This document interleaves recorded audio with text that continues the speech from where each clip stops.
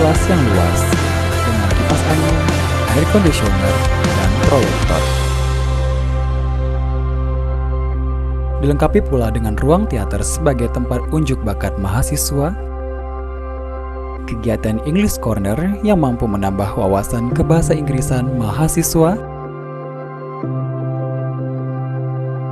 Terdapat pula ruang praktik mengajar atau micro teaching, lahan parkir yang luas dan dilengkapi mesin tarik tunai, serta ruang tunggu bagi mahasiswa.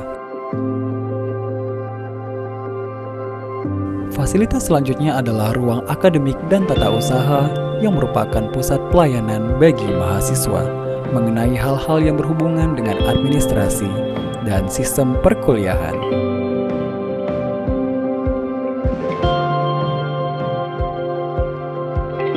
Saya Dr. Aliasmi MSI selaku Dekan FTIK-IAIN Pontianak berharap semoga kehadiran program studi tadris bahasa Inggris ini dapat mewadahi keinginan orang tua maupun keinginan para lulusan SLTA untuk melanjutkan pendidikan ke perguruan tinggi selain mendapatkan kemampuan dari program bahasa Inggris tapi juga mendapatkan tambahan dengan basis agama Islam. Selamat bergabung dengan kami, mahasiswa-mahasiswi Tadris Pendidikan Bahasa Inggris. Semoga dengan belajar bersama kami, kalian bisa meraih masa depan sebaik-baiknya. Dengan bahasa Inggris, kita menggapai dunia, menggapai masa depan. Bergabunglah bersama kami, enjoy with us, do the best, be the best. Do the best, be the best. Do the best and be the best. Do the best, be the best. Do the best, be the best. Do the best, be the best. Do the best, be the best. Do the best, be the best. Welcome to Tadris English. Do the best, be the best.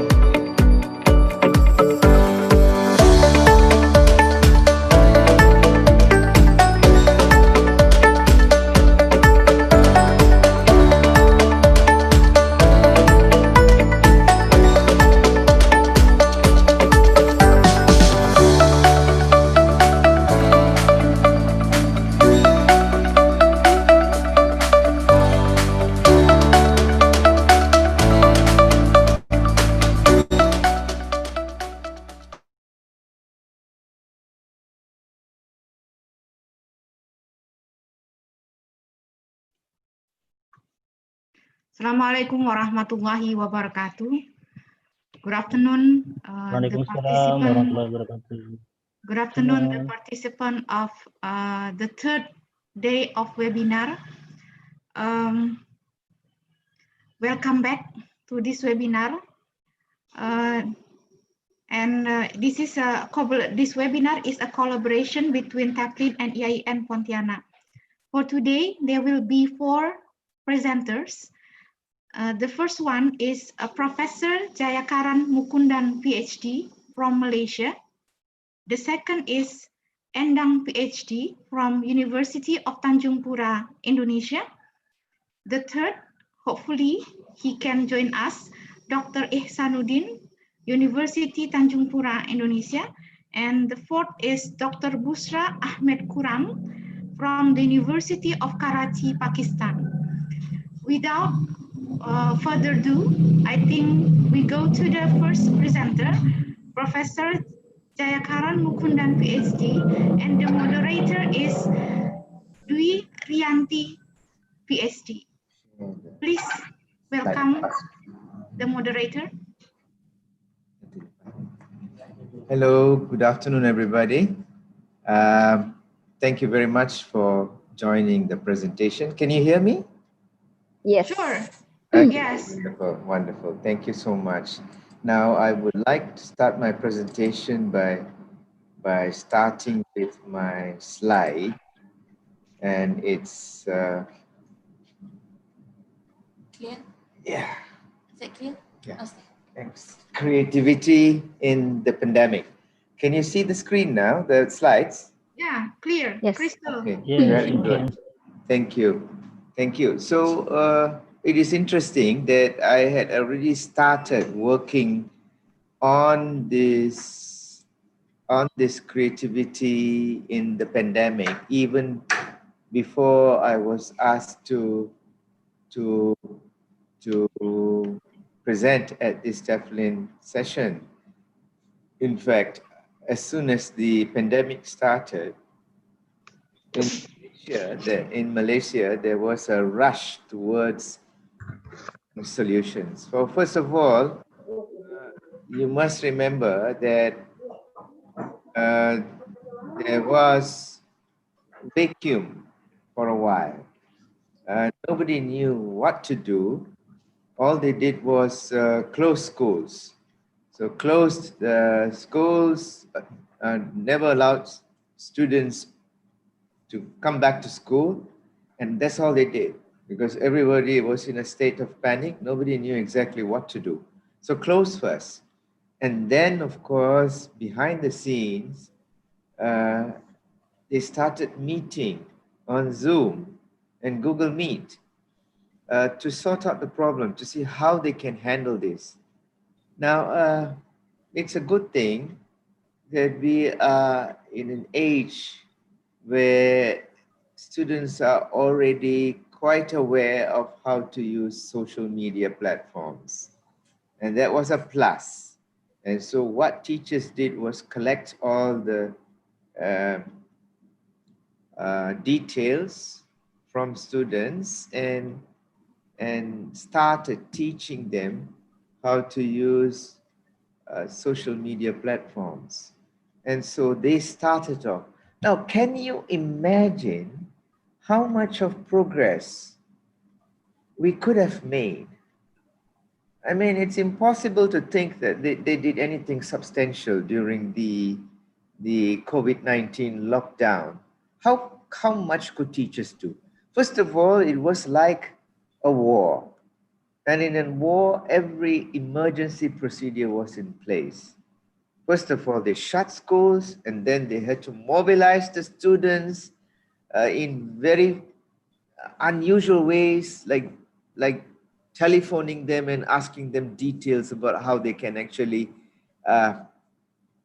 get together on a platform, on a social media platform or something else, like a meeting platform or whatever. All this required a lot of time. And so I started teaching, I started trying to do practice sessions on social media platforms, including Zoom, and I found it very awkward. So I said, how could I actually reach out to people outside classrooms and in very unusual situations using Zoom or Google Meet when I don't seem to understand how any teaching can progress from these things. So I said, maybe I'm the only one. Maybe I'm not a digital native. Maybe I am not made for this modern classrooms. And then so I started talking to teachers. And I started to talking, what I found talking to teachers was they themselves shared the same opinions that I had, that they said they needed time to cope. And and on asking them why, they said they find it difficult adjusting because students appear compartmentalized on the screen. I mean, that's interesting, isn't it? If you go into a classroom, you see a whole picture. Your whole classroom is right in front of you. Whereas if you are using a meeting platform like Zoom or Google Meet, then you have your students in compartments. They are never seen as an entire class. So that's difficult, adjusting, seeing students compartmentalized on the screen. It's not easy trying to figure out how to teach. How would you teach? How do people in Indonesia teach, for instance? Do they still get the students to open their textbooks in front of them and the teacher goes through the textbooks, exercise by exercise? You see, I asked many of the teachers and they say reading is okay. Prior to the reading class, the students are supposed to read something. And so the teachers start discussions online, asking them higher order questions so that, you know, you spend more time developing critical and creative thinking skills, okay, higher order thinking skills, that sort of thing. Writing is also okay. They said, well, good, we can do pre-writing on screen and then get the students to do writing and send them through email. Well, that's good. Writing works, reading works. How about listening and speaking? That could be a problem. Unless, of course, you did some oral online thing where you ask them to discuss something and then they say, okay, go back and do the listening task. And you set them an exercise and they do it on their own. And hopefully, if you use one of those programs where evaluation is immediate, it means the computer evaluates the listening skills of the student, then you get results. Fine, that's fine. Okay. So, but listening and speaking, generally the teachers say it is a problem. Attendance can be poor in the lower classes. That's what most of the teachers say. They say, look, some of the students disappear.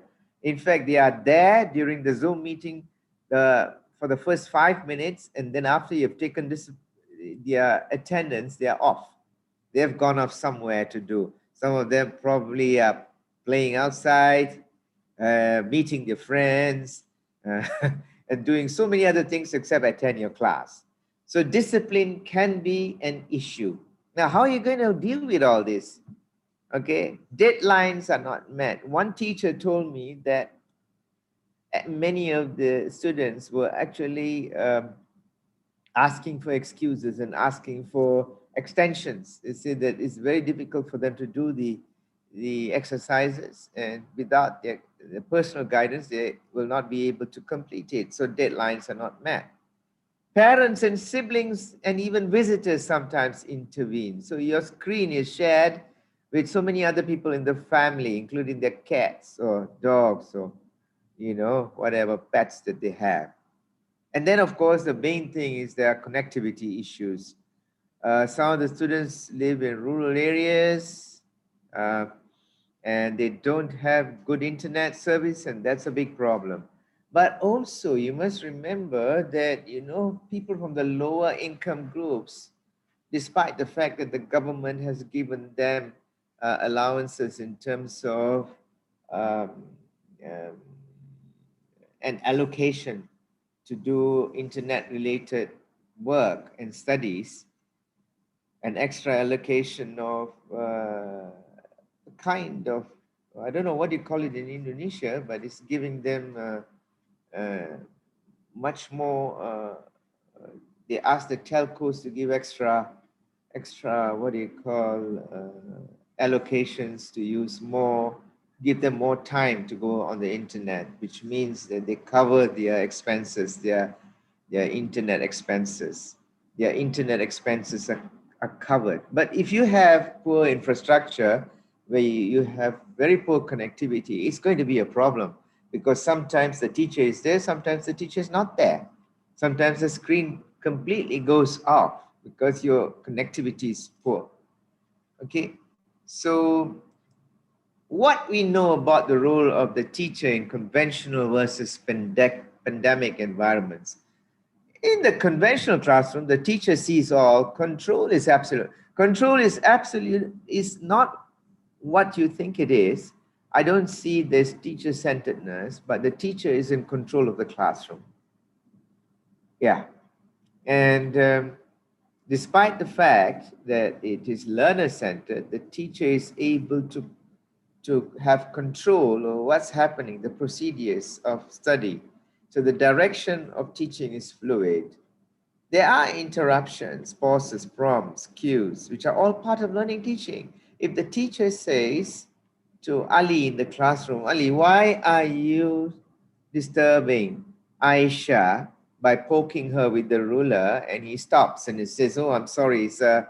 I was just trying to remove an ant which was crawling over her hand. And so that kind of interruption is very interesting. It gives allowance for the teacher to expand upon language, get them to use more natural language and things like that. So pauses, interruptions, all these are important parts of the learning.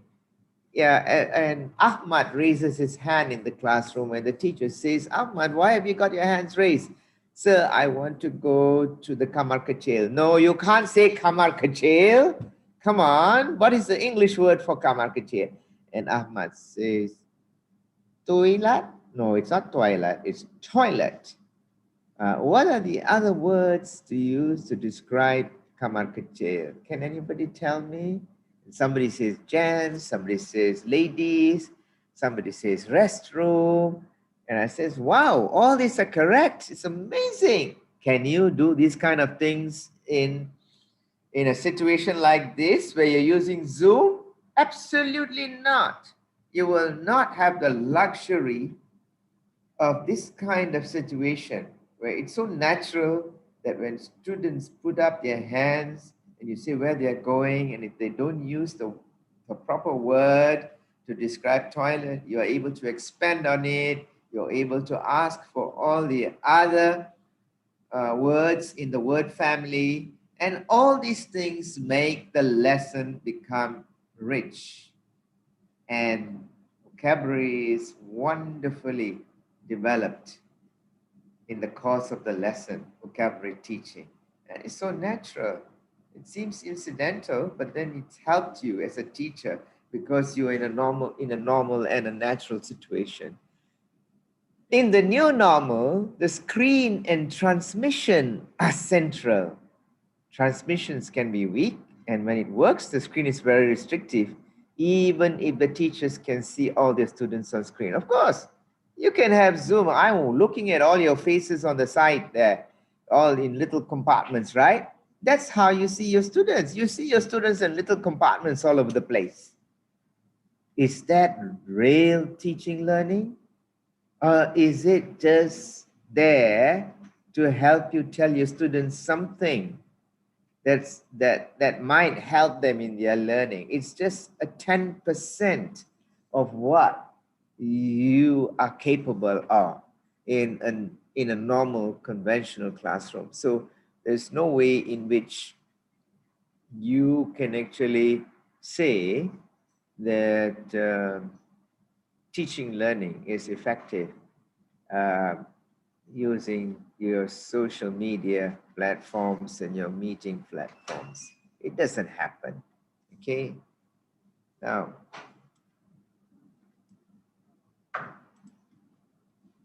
how the teacher tries to cope online. I've asked several teachers how they do their teaching online, and they say, well, most of the time it is about using the textbook. And the teacher tells them they have a WhatsApp group with all the students on it. And the teacher says, for tomorrow's class, make sure you do exercise 2 and 3 on page 140. Tomorrow we are going to do that. And they do this as homework first. Then they meet in the classroom. And most of the time, there's no interaction between the students. It's very difficult to interact. Very, very difficult to interact. And the teacher can go on a one-on-one basis with students, but you can forget about doing anything sophisticated because methodologies just don't work. If you say you want to do the communicative approach to language teaching, do you think it works?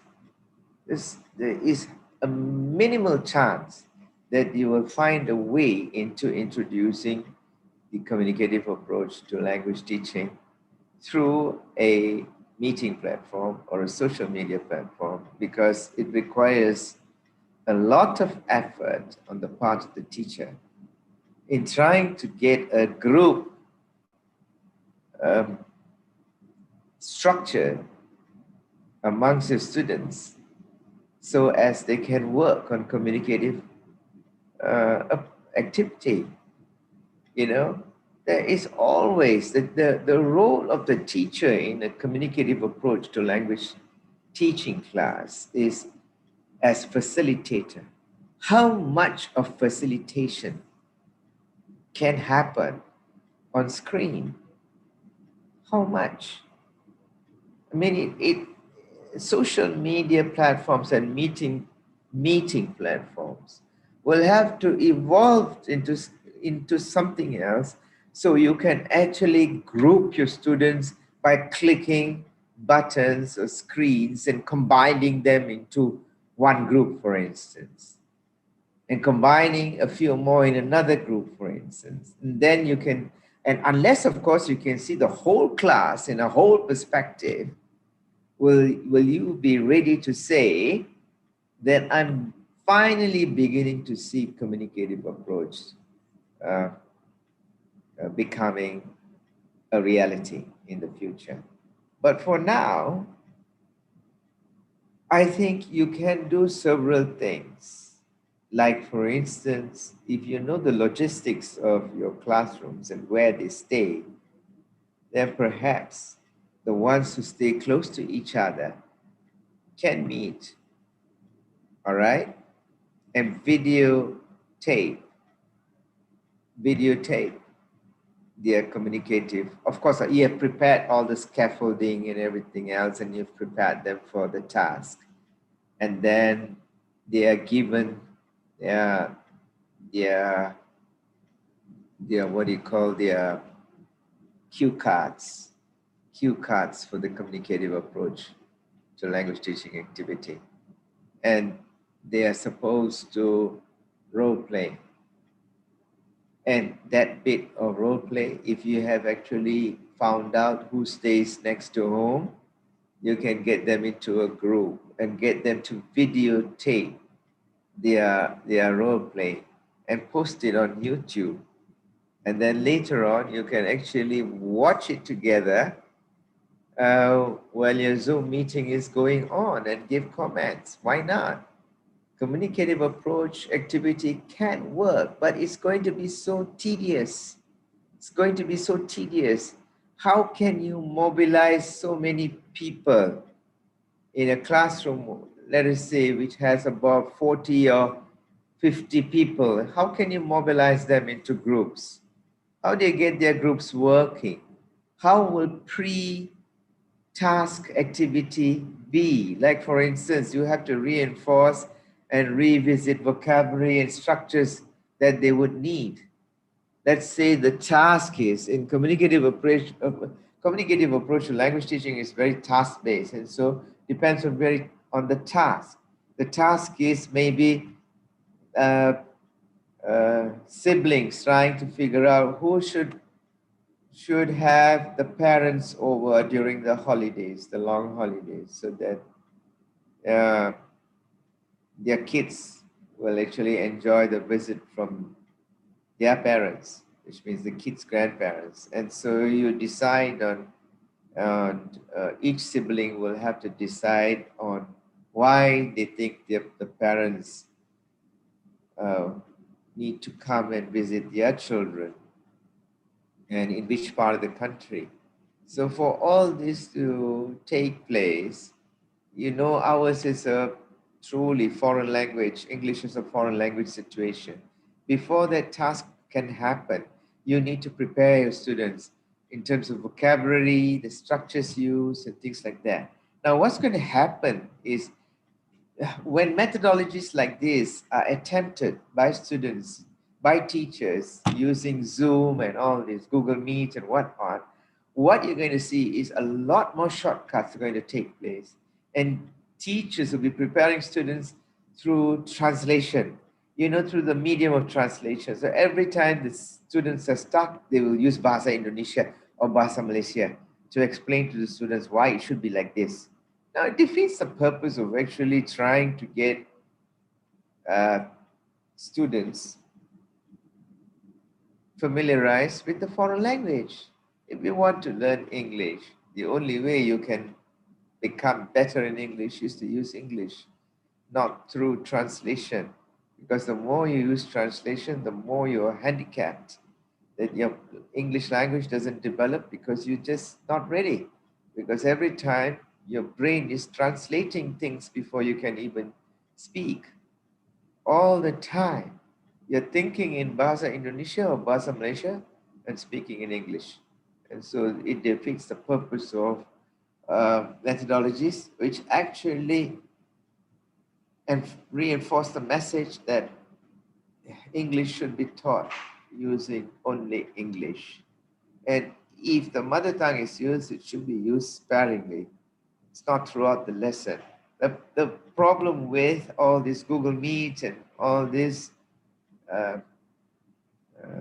Zoom platforms is that teachers are going to look for shortcuts. How can I make my students understand quickly? That's in their mind. And it's only natural because teachers always find the best ways and the most convenient ways to go about their business of teaching. And so when they can cut corners to make things faster, they will do that. So the best way to do that is to use Bahasa Indonesia. And that's where I think the problem would be, that the over-reliance on the first language is going to impede the teaching of English, especially when it comes to situations like this. And which means that teacher-centered teaching will come back to haunt classrooms. We have kind of minimized teacher-centeredness because we have trained teachers to be more learner-centered, to get them to be more autonomous. Learners now are more autonomous in their learning, and they're discovering things more on their own rather than depending on their teacher.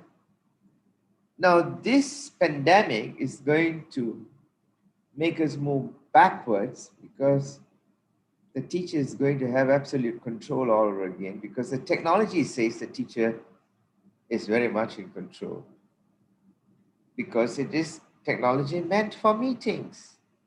It is not technology meant for learning, teaching. Zoom and Google Meets and everything else seems to be platforms for meetings, full stop. They are not platforms for teaching, no matter what you say it is. But we have borrowed technology to suit our needs. That's what we have done. So we hope this is temporary, and we hope that technology starts creating platforms for learning, teaching rather than for meetings. So this actually is meeting platforms are meant for meetings. They are not meant for learning teaching. Yeah, so that is a very important thing. Now, what do you think can happen um, if you look at some methodologies which work? I'm not saying it's all zero, that you can't really work methodologies or English language teaching or make it work in online classrooms. Who says you cannot? You can be a very, very creative teacher. You can be a very, very creative teacher and it can work. Because if you are a creative teacher, you will, of course, be thinking of ways in which you can make it work. How do you think you can make something like teaching adverbs work online using a meeting platform like Zoom or Google Meet? Well, you say it works, but how? A creative teacher would say, okay, let me look at things first. I want to teach adverbs. I want to teach adverbs. And what I want to do is I'm going to make the students look for things. But before I even start the classroom, I tell the students through group WhatsApp. Of course, even group WhatsApp, many people don't have internet juice, okay? They don't have enough juice on their phones. And so they don't have money, so they never top up, you know? And so what happens is, even if you send a WhatsApp message and say, okay, tomorrow's class, we're doing adverbs, remember? And so I want you, before class, to prepare things for cleaning the house. So what do you use for cleaning the house? I asked them in my WhatsApp group. I said, list the number of things that you need to help you clean your house. And they would say, okay, so how about broom, duster, feather duster, cloth, brush? What else? What else do you need? And they will list out other things. And I say, okay, never mind. Just keep it to 4 or 5 things that you would need to clean the house with. Maybe a broom, that's important. A brush, yes, that's important. A cloth for wiping, yes, that's important. Feather duster for dusting, yes, that's important. Okay, tomorrow I want you to get ready all these things in front of your computer or your phone, and we start class tomorrow sharp at 10 a.m. in the morning. I want to see all of you ready, and I want all these things next to you. And so you start class and you tell them, you show on the board, you write on the board. Of course, you have a board there, right? You can see the board there. And I write, okay, first of all, the first thing that I want you to show me is a broom, right? Can you see? All right. And I said, okay, show me a broom. And all your students will take up the broom and show it to the classroom. They will show it to the classroom. Okay, very good. I can see many of you are having the broom. Very good. Then you see Aisha not showing her broom. Aisha, are you paying attention? Show me your broom now. And she says, oh, sir, sorry. The cat's disturbing me. But I threw her away already. Okay, now I've got my I've got my broom, sir. Wonderful, Aisha. Thank you. You have a very short broom. What happened? Okay, sir. It broke. Me and my brother, we were fighting one day. My brother, who is much bigger than me, stepped on it and it broke into 2. Okay, you have a broken broom. Okay. Right. Now, the next word I want you to see on the board is brush. And what is that? What is that? It's a brush. Okay, show me your brush. And they all take their brush and show it to me. It's working, right? This methodology is working. Wow, you are using Realia. And where is the best place to find the things you need to clean the house? It is your house. And it's a perfect classroom. It can never take place in your real classroom because you don't have so many brooms. Everybody has a broom and a brush and everything else because it's their own home. So take advantage, as teachers, they have to take advantage of the fact that you can actually run a class if you use your topics correctly. So it is about the home and cleaning the house. And you're using you need all these things. These are nouns, right? Yeah. And so these are things. And so you've got a broom, you've got a brush, and then the teacher says, okay, where is your cloth for wiping? Okay, you know what is a cloth? C-L-O-T-H. Where is your cloth for wiping? And the students say, okay, sir, this is my cloth. Then it says, okay, Ahmad, where is your cloth? No, that is not a cloth, that's a brush. You are able to evaluate them as well because you are interested in the Realia and you can see it from the screen whether they know these things or not. So you got a cloth. And then it says, okay, the next one I want you to show me is your feather duster.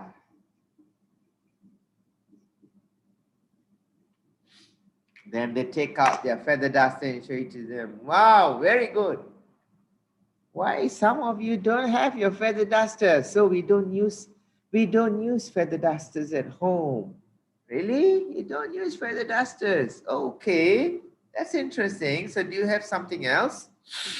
Then they say, well, sir, we don't have anything else. We only have this at home. So good, it's okay. Now, and then you start having a scenario. And you show them a slide with a situation. Or maybe you don't even have to show them a slide. Why? Because this, you are depending very much on teacher input and learners' listening skills. So what you're doing is, you're telling your students what happened in your house. Then you tell them, last weekend, I woke up and I told myself, today, I'm going to clean the house. And that is because I hadn't cleaned the house for a very, very long time. And so what I did was, first of all, I went into my living room and I used my broom and I started sweeping. You show them, I started sweeping the floor. Then I took the feather duster and I dusted the curtains. Then I took the cloth and I wiped the table. Then I went to the kitchen and I scrubbed the sink. Okay? That's what I did. Now, the next part of the lesson, I will ask you to do something and you do it. You don't even have to, you don't say it. You just do the actions. So what lesson is this? It's a total physical response lesson. It's using a methodology which is called the TPR, total physical response, where listening skills are required, no production skills required. So you tell them, when I tell you to do something, you do it quietly without saying anything. So what they did was, I said, the teacher tells them, and I tell them, okay, sweep the floor of your living room, and they all sweep the floors. Can you all do that as well? Sweep the floor of the living room. Can you do that? Sweep. Yeah. Can you hear me? Can? Can? Yes. Okay. So when I ask you to sweep, then you start sweeping. Then I say, dust the curtains of your living room. Okay, all of you will have to dust. Can you do the actions? Can you do the actions? Dust the curtains of your living room. Can you do it? Can't see you all.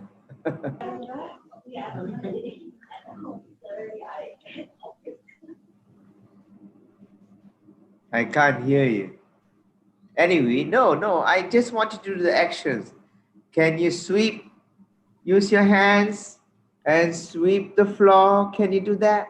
Yes. Then can you dust the curtains? Then the students dust the curtains. Wipe the table of your living room. Then they use the cloth and they wipe the table. Then you say, go to the kitchen and scrub the sink. And they go do that. All these actions are from total physical response. Okay? Now, the next thing they do is the teacher tells the students, okay, you have used the broom to sweep the floor of the living room. You have used the cloth to wipe the table of the living room. You have used a feather duster to dust the curtains. And you have used a brush to brush the sink in the kitchen. Now, I can see that all of you are doing the actions because the teacher is making them to do actions. The students are all doing the actions. The teacher can see whether they are doing it right or wrong. That's one successful type of lesson. TPR, you can do it over the screen. You can get your students to do those actions. Okay? It is like primary school teachers, teaching them parts of the body. You can easily do that on screen. Okay, everybody, I want you to listen to me. I'm going to point to my head. I'm going to point to my eyes. I'm going to point to my nose. I'm going to point to my mouth. I'm going to point to my cheek. And all that. And you can do that, yes. Then I tell you, okay, point to your head. And everybody points to their heads. Okay, point to your hair. Everybody points to the hair. Point to your nose. All these can be done on screen, just like a total physical response class, where you tell them, okay, I have revised with you all the things that you need for cleaning. And what are the things? I have a brush, I have a broom, I have a cloth, and I have a feather duster. And I ask the students, okay, clean the house, sweep the floor. Okay, use your broom and sweep the floor. Yes. Okay, then I say, use the cloth and wipe the table. I can see that some of you are doing the actions. Okay, you wipe the table. Okay, then use the feather duster and clean the curtains. And I can see some of you do that. Then go to the kitchen, use the brush and brush the sink. After you have done all that, remember that the objective of your lesson online is to teach them adverbs. So adverbs are actually developing the action, right? Even further, all right? So if I say, class, just now I asked you to sweep the floor with the broom. Then I say, okay, sweep the floor quickly. And they're doing the action, the adverb, right? The ly word. You are doing it quickly. All right, sweep the floor quickly. Then I say, change the action. Okay. Quick, sweep the floor slowly. Slowly. And they do it slowly. So you can teach adverbs like this: slowly, quickly, carefully. Look, the table is a very expensive table. Take the cloth and clean it. How? Clean it carefully, because it's a glass table. Clean it carefully. You can ask your students to clean the table carefully, and they're all doing the actions right in front of you. They are doing actions right in front of you, and you can see their screens, and you can evaluate to see whether they're doing it right or wrong, because there you have contrast. You can use adverbs of contrast. For instance, if you are wiping the table, you can say there are two kinds of adverbs I wanted to use: carefully and quickly. And okay. And so if you're cleaning the table quickly, everybody's doing this, and you watch all the screens to see whether everybody's doing that. And that's a form of evaluation, right? And then you say, wait, this is a glass table. Clean the table carefully, because you might break it. And so you're cleaning the table very carefully. So you are bringing in adverbs. You see, the interesting thing about this lesson is that you first start introducing. You first start by introducing the vocabulary that is needed. How you will introduce a vocabulary? You brought realia, right? You brought realia. You told them through the WhatsApp message group. You said for tomorrow's lesson, you need to find a broom in the house. You need to find a brush in the house. You need to find a feather duster in the house. And you need to find a cleaning cloth in the house. 4 things you're supposed to get ready before your Zoom class tomorrow at 10 a.m. Then you introduce all these things again. This in English language teaching is called realia. And so you've got them all there, and you ask them to show them. The teacher can write on the board all the vocabulary and then reintroduce. In case they're forgotten, don't assume that your students remember everything, because even a simple word like broom, they might have forgotten. They might use something else, you know. Yeah, they might use the Bahasa Indonesia or Bahasa Melayu version of the word, which you don't want, because you want to reinforce the English version of these things. And so you have reintroduced the vocabulary needed, and then you have reintroduced the verbs that you needed, like sweep, brush, okay, wipe, and dust. All these things have been introduced. After they have done all the actions and you watch them on the screens doing all these actions, then you introduce adverbs, right? Yeah, you introduce adverbs. And what you do when you introduce adverbs is you make them use the same action, do the same action, and then add that adverb to that action. How it's done? Quickly or carefully, slowly or quickly. And they've introduced the adverbs as well, and that is how you actually introduce adverbs teaching online. And for homework, you ask them to listen to a song, which is called the LY song, which you can download from YouTube. It's from the electric company. It is a song for teaching adverbs.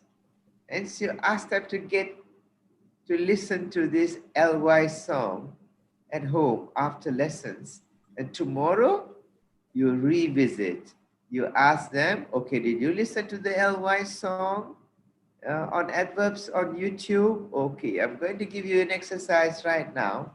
I have sent the lyrics of the song to your emails, and I have removed some words. And what did you as a teacher remove from the lyrics? You have removed the adverbs. All the ly words in the lyrics have been removed. And this is evaluation because you have taught them adverbs, you made them listen to the song for homework, and tomorrow you give them the evaluation. And for tomorrow, you have sent to their emails a worksheet.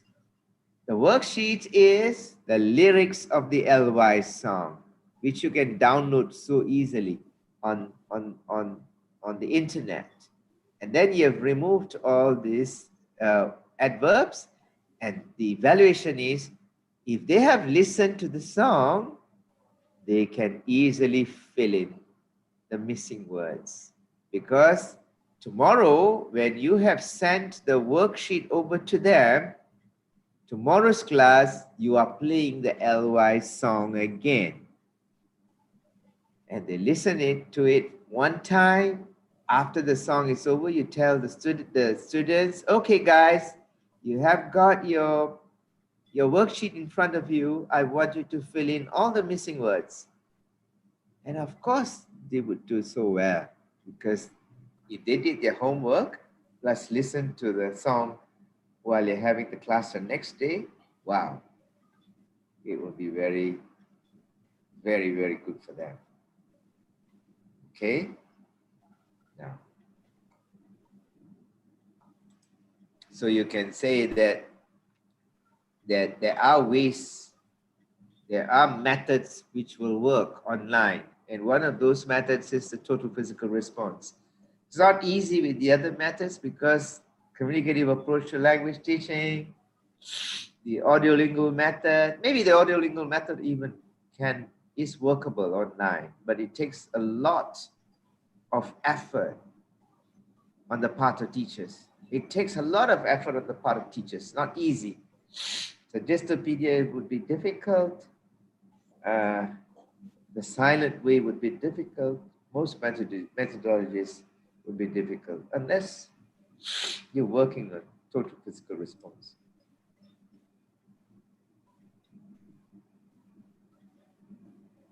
Now, what can happen in the future?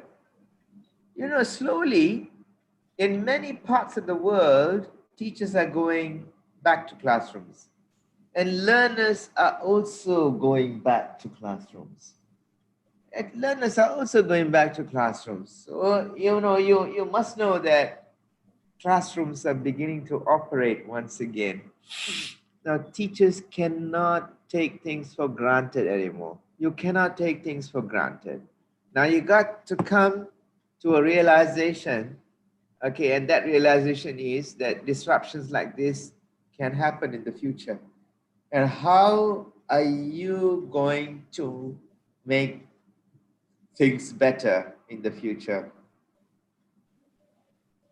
One way I recommend is for teacher professional development to be more serious. You know, there is such a thing as flipped classrooms. Have you heard of it? Flipped classrooms, flipped learning. And for a while, people were quite serious on that. They were actually preparing. Actually, that was a wonderful way to prepare for future shock like this. Although flipped classrooms and flipped learning were meant as buffers. So a teacher is not able to attend a class because the teacher has to take his child to the hospital. And so he tells the what's group, WhatsApp group. I said, oh, I want you to go to our learning platforms. And there's so many different learning platforms. Your university might have an online portal for learning. You can use commercial platforms like Edmodo. Have you heard of Edmodo? And things like that. You can use that, and you can post a video there. It is very much a video which is part of flipped classrooms, and you have prepared this video in case something goes wrong and you can't attend class. And so the teacher asks them to view your teaching through YouTube or some other medium. All right, you have actually prepared something for them. Everything is prepared. So you are in a way preparing for the future. So let us say if you were teaching prepositions, so you're meant to teach prepositions. If you're meant to teach prepositions and you can't go to that class that day, you have a video of yourself, okay, acting out to teach prepositions. You go behind a tree and you tell your classrooms, where do you think I am? Can you guess where I am? And they start guessing. You are behind that bush? No. Behind that bush? No. And then you say, I am, and you show yourself coming from behind the tree, and you say, I am behind the tree. And then you start telling them, you climb the tree, and you say, I am on the tree. Okay. And you show them, and it says, where am I now? I'm under the tree. You can prepare an entire lesson, of course, with good graphics and things like that. It becomes a teaching tool, and you can store this for the future. You can have all these clips on standby, and as soon as something goes wrong, you know that you can put things on a on an online learning portal, and you tell them, okay, for this lesson, I want you to watch this and do these exercises, and you can post everything there, and you can do it very systematically. That is, of course, if you want to prepare yourself for the future. All right? That is so important. Oh, but eventually, what needs to be done is there should be more research on social media and meeting platforms so that they accommodate the needs of teachers and learners. Meetings are very easy, you know. Meetings people can be in compartments and talk to each other, and meetings never exceed more than 20 if you're having a company meeting. But our classrooms are 30 and 40 and 50. How can meeting platforms like this help with classroom learning teaching? It's almost impossible. You know, it is not natural. We do not operate like this. People in companies, when they have meetings, or people in institutions, when they have meetings, when they are not learning teaching situations, they have good use for this kind of platforms. But for us, more research has to go into it so that they resemble what can replicate or nearly replicate classroom environments. So research on social media and meeting platforms, which are meant to help learning teaching, needs to be improved. So I think that's it. Thank you very much for listening. Yeah, thank you very much, Professor Jayakaran. Well, I'm the moderator here. So it is a very inspiring talk about the use of our home as a teaching learning process. Here we already have 3 participants who want to ask you questions. So what about if we take the next 5 minutes for question and answer session, Professor Jayakaran? Sure. Okay. The first question. Thank you. The first question is from Ibu Istiqamah. Her question is about the evaluation or assessment. So specifically, her question is about what is the effective evaluation or assessment if we take an issue of learning from home. Okay, so would you like to answer one by one or directly the 3 questions posted on the chat box? I would prefer one by one. Okay, please. I like that question. Yes, it's very difficult to also do evaluation unless, of course, like I said, after that lesson on adverbs is done, then you get students to view the video, the LY song.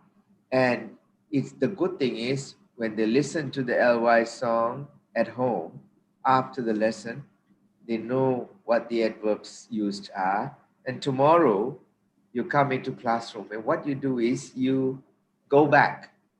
You go back and tell them, okay, did you listen to the song that I asked you to listen to?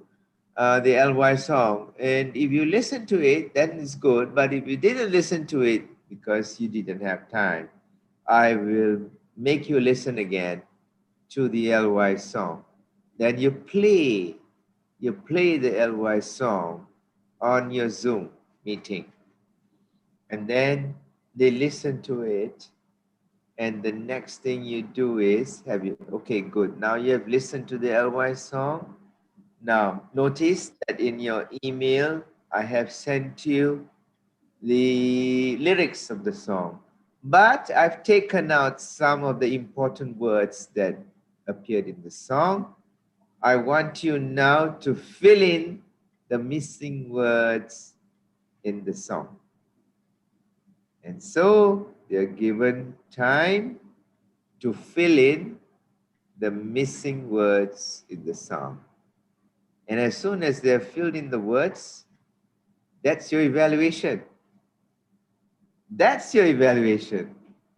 You see? All right. Yes. Thank you very much, Professor. We still have time. The next question is about the methods that you mentioned. So whether the methods are applicable or effective for a big class, let's say more than 50 students, when we conduct it by online, especially speaking class. So would that be possible? That question is from Ibu Eva. Okay, no, it is interesting. It is a very good question. Unfortunately, these platforms are very difficult for large classrooms. As you can see, my screen is so full. I can see so many people, yet I am not productive. Because how much can you do things on the screen? You tell me. Especially listening, speaking. You know, you think that everybody is well connected. I can see that some of you are going on and some of you are going off. Some of you don't have good connectivity. So you don't have anything, you know, you don't even have a line. How can, suddenly somebody comes on again. Just now it's off, now it comes on. So it is so unpredictable. How can you actually see that teaching like this is effective? I mean, you know, it is almost impossible. Unless, of course, you're a very patient teacher and you says, Aisha, where are you? I'm going to start this activity and I told you I need you to speak to Ali now. I want you to imagine that you are going to a birthday party. It is Abdullah's birthday party. And I want you to discuss together on decisions on how you're going to go to the party. You think it's so easy online? Do you think it's so easy online? No, it's so hard. Yeah, you think speaking and listening and speaking is easy online? No, it is not easy. But then maybe after a while, you'll get used to the idea that, well, you have to make it work. Otherwise, there's no learning or teaching going on. So what you start practicing and coordinating with your students. Okay, let's see whether you can do this and do that until you get it. But it's limited, you know. It is very, very, very limited. Unless I said, oh, you, of course, you know where the students stay, and if they stay close to each other, maybe wearing a mask, they can meet each other in somebody's house. Yeah. And then videotape or through Zoom, do some kind of activity. But they need to, if you wanted pair work, maybe those living close to each other can meet in somebody's house. Of course, they wear a mask. And then you give them an activity. Okay, this is your task. You want to go to Aisha's birthday party, but you don't know what to buy for her. Okay, now can you discuss what do you think would be best to buy for her birthday party? Maybe it can happen.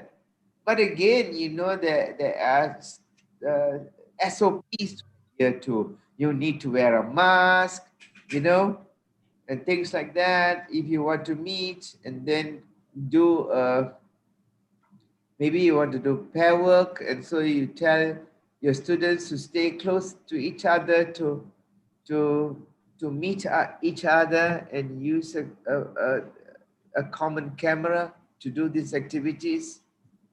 Would that be possible? Maybe. Nothing is certain, because if you are looking at 30 to 50 classroom, it is almost impossible to do things. Yeah. Thank you very much, Professor Jayakaran. Well, unfortunately, we don't have more time for the third question, so I'm really sorry for other participants who still have questions. But thank you very much for your response and your presentation, Professor Jayakaran. Thank you so much. It is very inspiring and insightful. Okay, thank you very much. And I think I need to give the time over to the organizing committee for the next session. Assalamualaikum warahmatullahi wabarakatuh and good afternoon. Thank you very much. Waalaikumsalam warahmatullahi wabarakatuh. Waalaikumsalam warahmatullahi wabarakatuh. I would like again to say thank you very much to Professor Jayakaran Mukundan, PhD, who have very kind sharing your knowledge to us. And now we go to the next presentations. The moderator will be Ibu Nur Rahmiani, Master of Education, and the presenter will be from Ibu Endang, PhD from University Tanjung Pura, Indonesia. Please welcome both of them. Thank you, Dr. Istiqomah. Yeah. Do you hear my voice? Yes. Yes, thank you. Assalamualaikum warahmatullahi wabarakatuh. Welcome everybody to today's Waalaikumsalam. Yeah, in this session we have a title Sociolinguistics and English Learning Materials will be presented by Ibu Endang Susilawati, PhD. For a short profile, she is a lecturer of English in undergraduate and postgraduate study program of English Language Education, University of Tanjung Pura, Pontianak, Indonesia. My name is Nur Rahmiani. I work at FTIK-IAIN Pontianak and I will be moderating for today's webinar. Let's say hello to Dr. Endang Susilawati. Hello, Doctor. How are you? Ibu Endang. Halo, Ibu Nur. Halo. Ya. Yeah, nice to meet you, Ibu. Nice to see you. Assalamualaikum warahmatullahi wabarakatuh. Waalaikumsalam warahmatullahi wabarakatuh. Before we get started, I need to inform you, all the participants, that we have a chat room and Zoom meeting and also YouTube streaming. Participants may post questions or comments regarding the presentation from our special speaker today. And then hopefully the microphone is on mute.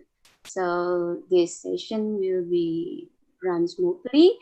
And also we have the opening closing session is 5 minutes. The presentation is 15 minutes and the Q&A session is 10 minutes. All right, that's it for me. I think it is clear.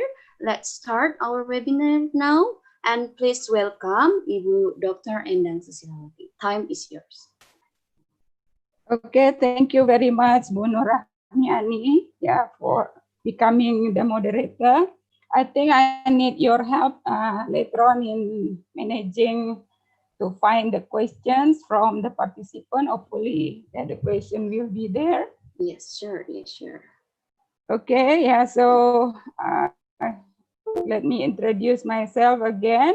My name is Endang Susilawati. I'm a senior lecturer from English Education Study Program of Tanjung Pura University, especially in Faculty of Teacher Training and Education.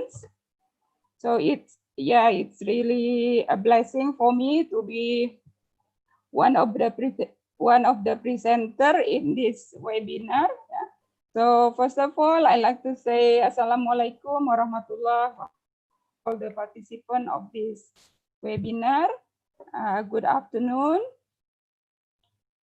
Yeah, I'm very pleased to be able to share you something with you. My topic here is sociolinguistics and English learning materials. Yeah, why sociolinguistics? Because sociolinguistics is my main concern. Yeah, so I teach sociolinguistics. Well, normally in many books or in many people talk about sociolinguistic in one side and then language learning on the other. So in this case, at this time, I like to find the linkage between the two because we have to see how linguistic issues or linguistic study has already contributed something to language learning. So here are my topics to discuss. I mean, I got subheadings in my PowerPoint. Can you see it? Yeah, they include. Yeah, the first thing is about sociolinguistic interest, and the second is sociolinguistic and ethnography of communications, and then communicative competence, communicative language teaching, material and task design for English language teaching and learning. Yeah, hopefully that there are some relevance to the present situation, especially with the topics that we have already listened from the former presenters or speakers. Yeah.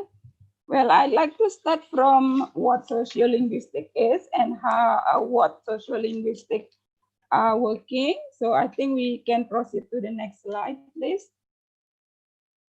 Yeah, I think we all know that sociolinguistics is the field of studies.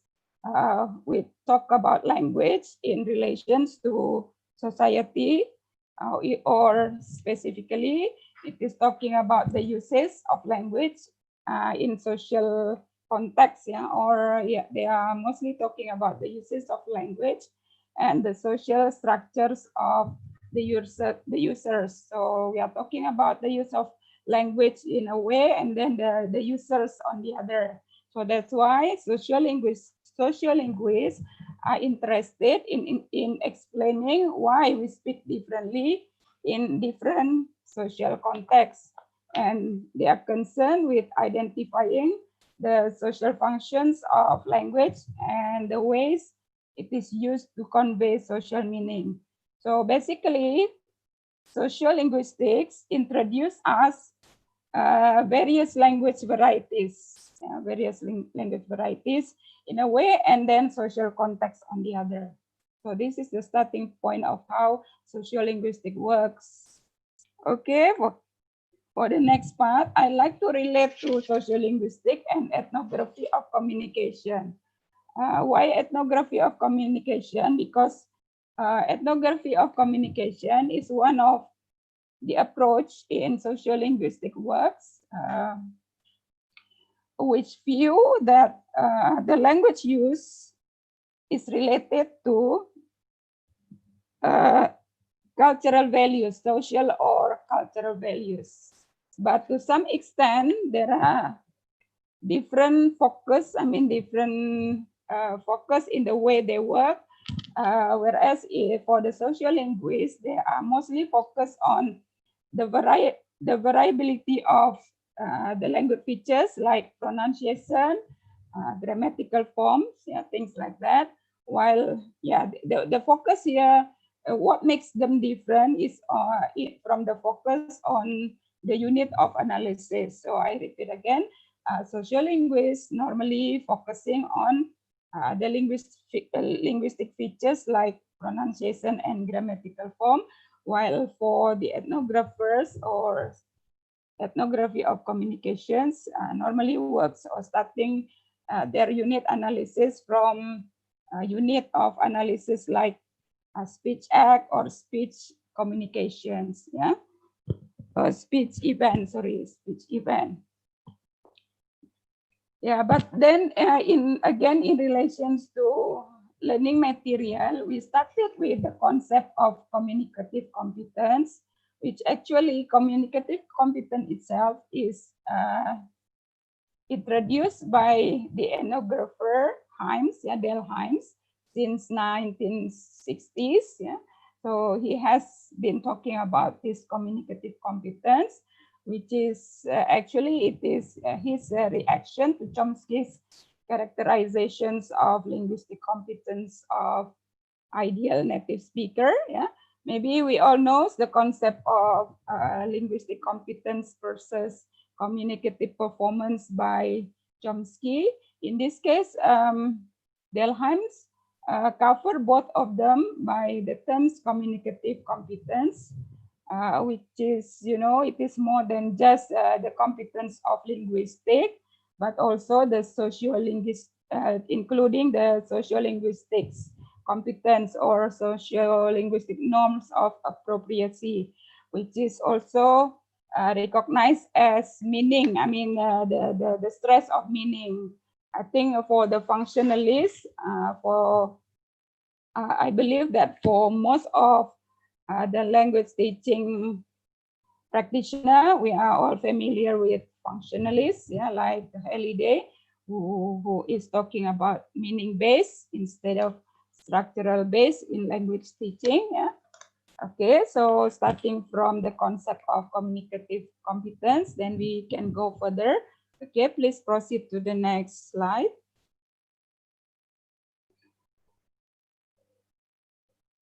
The former one. Yes, it is. I think to find the clear definitions of communicative competence, would you like to show us the former slide? The former slide, please. Yes, stay with this. So what is actually communicative competence for sociolinguistics or ethnography? Communicative competence can be defined as the communicative knowledge and skill shared by a speech community. It is just like how people share culture. So that's why they see that the use of language is related to social values and social culture. So this is how they see language use. It's not merely it's not merely on linguistic competence by itself. So in other words, and normally we know that if you focus on the linguistic competence, we are dealing with the dimensions of accuracy. So in communication, actually, it's not merely about the dimension of accuracy, which is related to, or which is referred to the grammatical knowledge, but it is also the dimensions of appropriateness, meaning that it must be suitable with the social rules. We are talking about the acceptability based on certain social rules. So this is communicative competence should cover.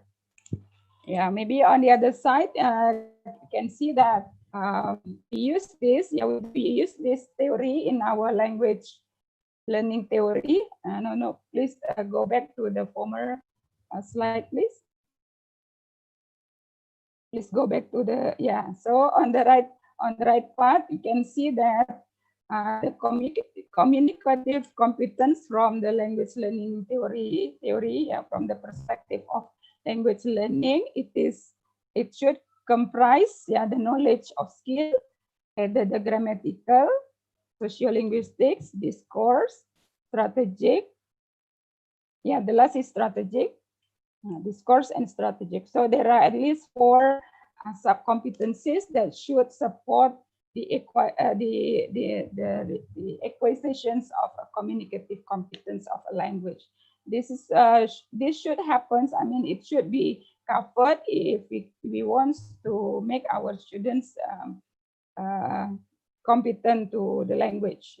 So it is not merely about the grammar, but also, which is related to the which is related to the accuracy in addition to fluency, but here is more on the appropriacy.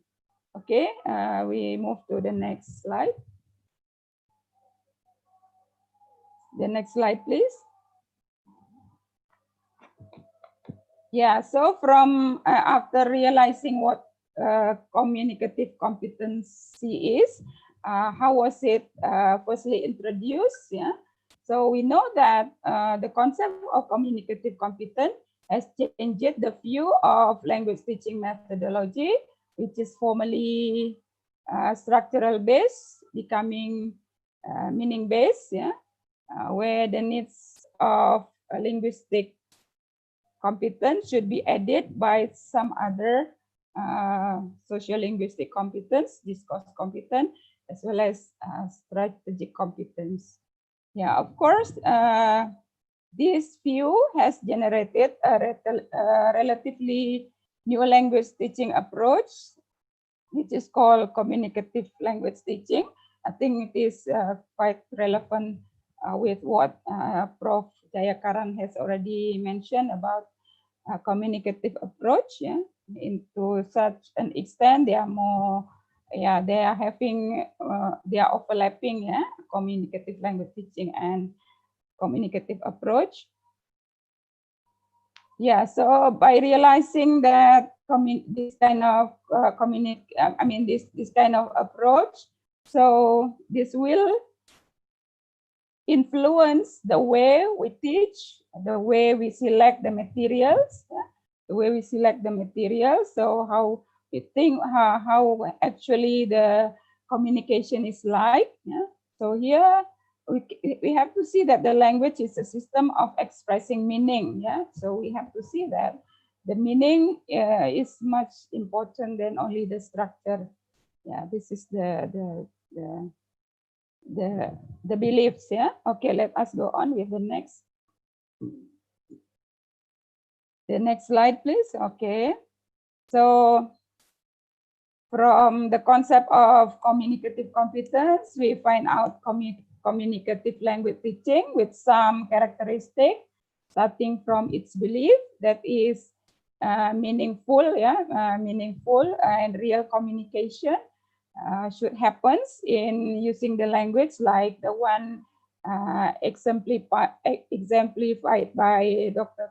Professor Karan just now, the way of how to use, let's say, adverb, yeah, starting from introducing a number of tools in how to clean the house, yeah, then coming up with a number of adjectives and everything with the realia, the realia. So it can happen.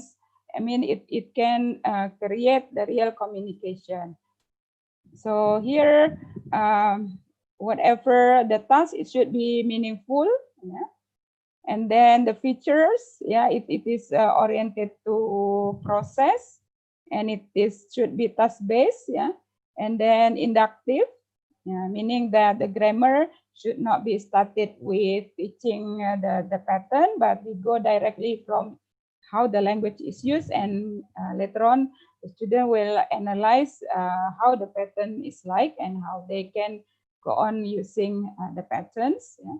So I think it is when we talk about the curriculum of 2019 for our junior and senior high school, I think CLT is very relevant, and the curriculum should be based on this because we are applying inductive and also discovery learning for our curriculum 2013. And I believe that communicative language teaching is also, I believe that communicative competence should be the goals of the curriculum by itself, especially curriculum for secondary school students.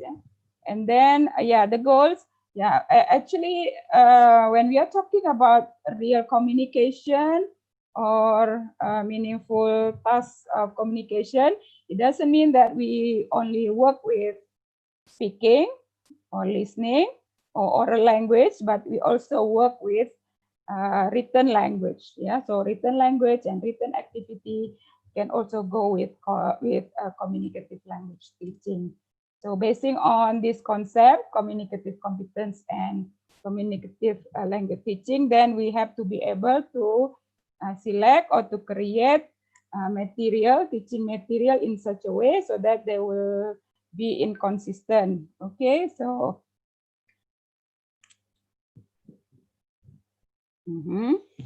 so let me see from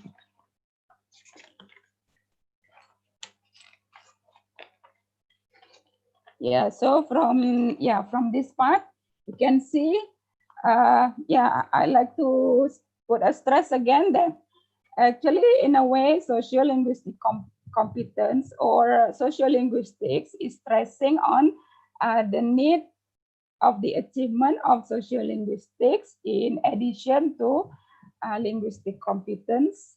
So which means that we have to introduce varieties use of language in different contexts.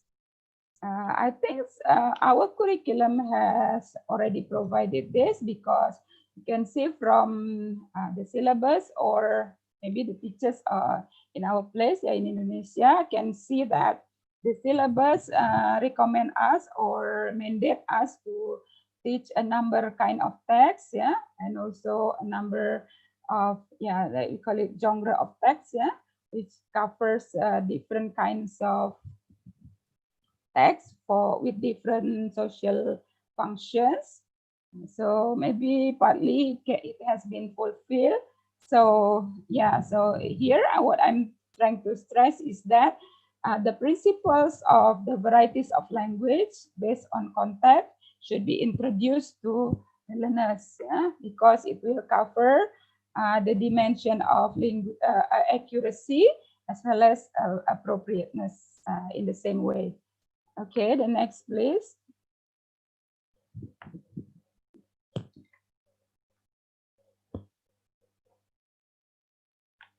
Maybe what we mean by variety here can be something like, the use of language in formal and informal situation, language for email, language for many other purposes. While the context here is related to several factors or social context. I think, what about going back to the former slide, please? Let's see the former slide. Yes. On the right side, you can see how context can be should be considered in providing the material. Like for example, based on Harmer here, I found out that there are some components or variables which will show the context, especially we call it sociolinguistic context. It includes the setting, participant, gender, channels, or topic. What we mean by setting here, it might be refers to the place or the situation of the event of communication.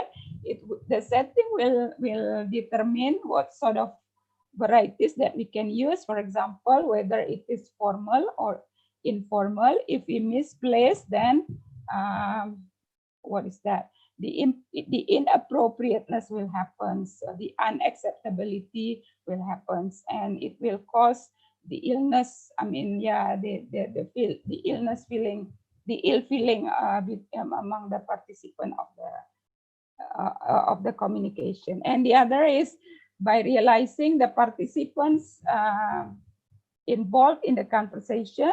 So while providing, let's say, a text of conversation, we need to provide a number of role relationship among the participants. Yeah, it's not merely like among students. It's good then to make it more various, like whether it is among members of family or between children and parents, or among students by themselves, or it might be between teacher and students, or maybe it can involve many more role relationship out there which are relevant to the real social life. And then the gender, maybe the gender. Why gender? Because to some extent the way the male and the female speak are quite different in some language. In some language it shows differently from male and female. It depends on the language and the society itself. And then the channel, I think the channels nowadays, especially in this pandemic situation, we do not conduct the classroom activity directly face to face. The language is normally like, conversation among the student in the classroom, or playing the role in the still living in the class, staying in the classroom. But then in this situation, so more channels should be introduced, because I believe that the way the student use, let's say, making conversation using direct face-to-face should be different while using the WhatsApp or using email, or furthermore, if the conversation sounds more formal. So I think it will be a good idea to introduce student more varieties of language uses based on different channels, and also the topics. Of course, various topics should be introduced, to make the learners exposed to such situations. Okay, the next, please. Yes, the next. Yeah, so I like to the former one, please. The previous slide, please. Okay. Okay, here the notion of contact in social linguistics makes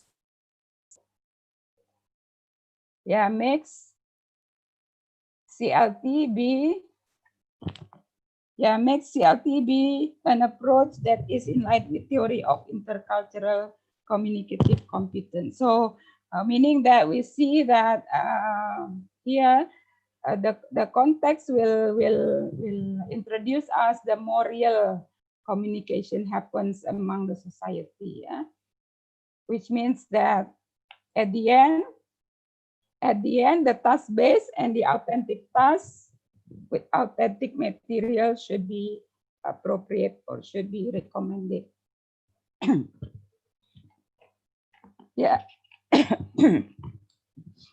In my experience, in this pandemic situations, even the topics of pandemic will be very, very interesting to discuss by the learners. My student is in the, let's say, post-intermediate level, so more or less in the post-intermediate level. So their basic English is okay, it's fine. So what I'm doing to to find the authentic materials is just like the one introduced by Judith and Sylvia in our first meeting, in our first day of this webinar. They show us a number of video with such a situation where, I mean, the effects of pandemics, So that's what I did with my students, So I let them to observe, to find out reading material as well as pictures or whatever sources, and I made such kind of scenario and then let them having conversation like describing something or asking opinion about, let's say, the situation of lockdown, the positive and the negative, and what about the people reactions on such regulation determined or published or determined by the government, things like that. And I found out that they were very enthusiastic to talk about the topics, and they were very creative in making the in such a conversation by only providing the scenario in such a way so they can do it well. Yeah, so that's what I experienced from my own learning in during these pandemics. Yeah, in relations to what we mean by authentic tasks and authentic materials. Yeah, but based on this theory, I also did research, a textbook analysis, yeah, an analysis or an evaluation research on a textbook for the first grade of junior high school, yeah, following the theory of communicative competence as well as the social context, yeah, the socio-linguistic context, yeah. And then my findings, I think you can go on. I think this part is talking about the variables of sociolinguistic, which is more or less similar to what is meant by Harmer. Yeah? And then from these findings, I found out that the textbook, which is widely used by the school teacher, I mean, especially for junior high school, because this book was published by the government, by the Ministry of Education and Culture. Yeah. Excuse me, Ibu. The Yes. time is almost done. Yes, okay. We only have 2 minutes now. Thank you. Okay, shall I go to the conclusions then? To the next slide, yeah, to the other 2 slides.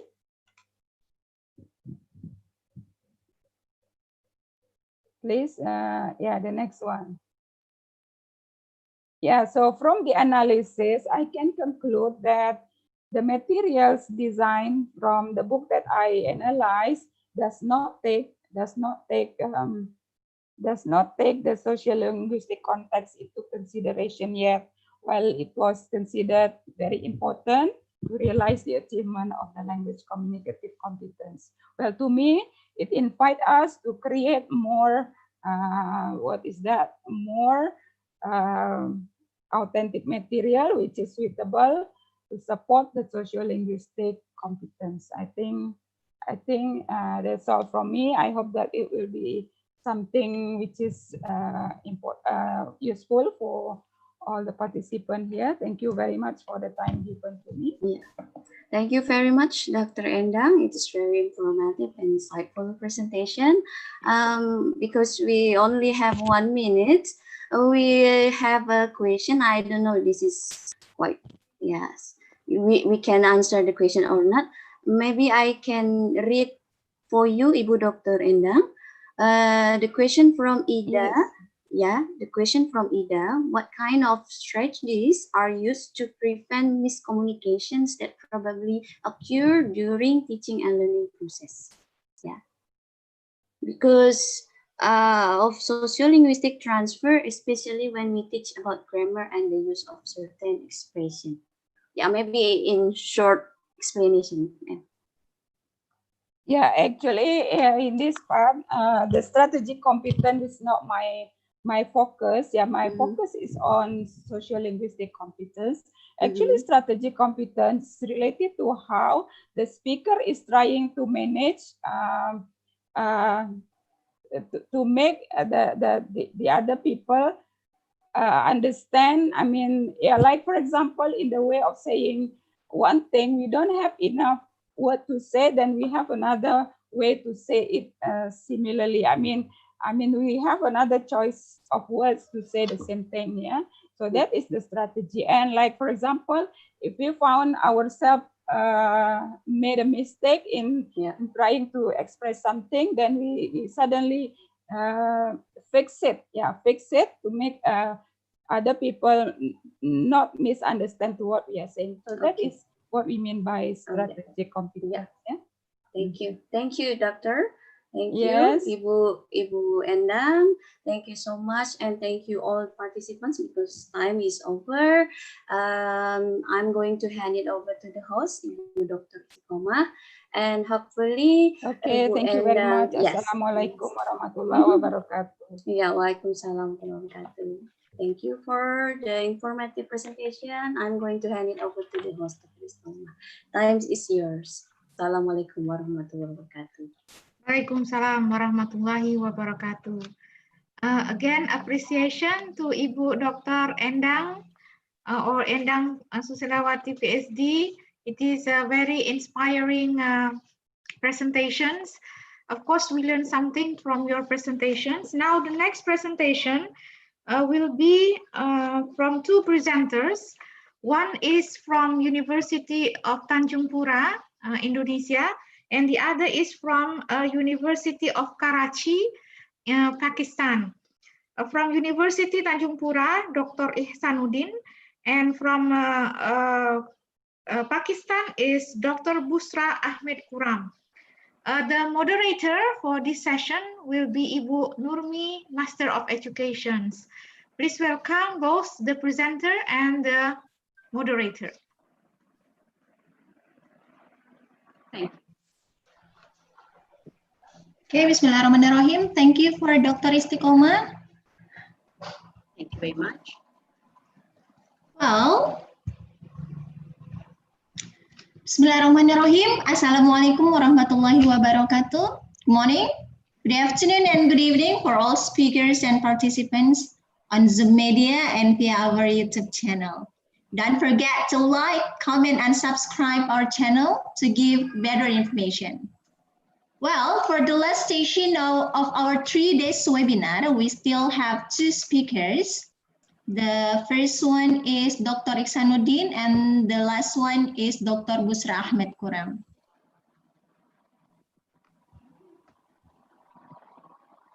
Okay, may I let the first speaker to present the record one?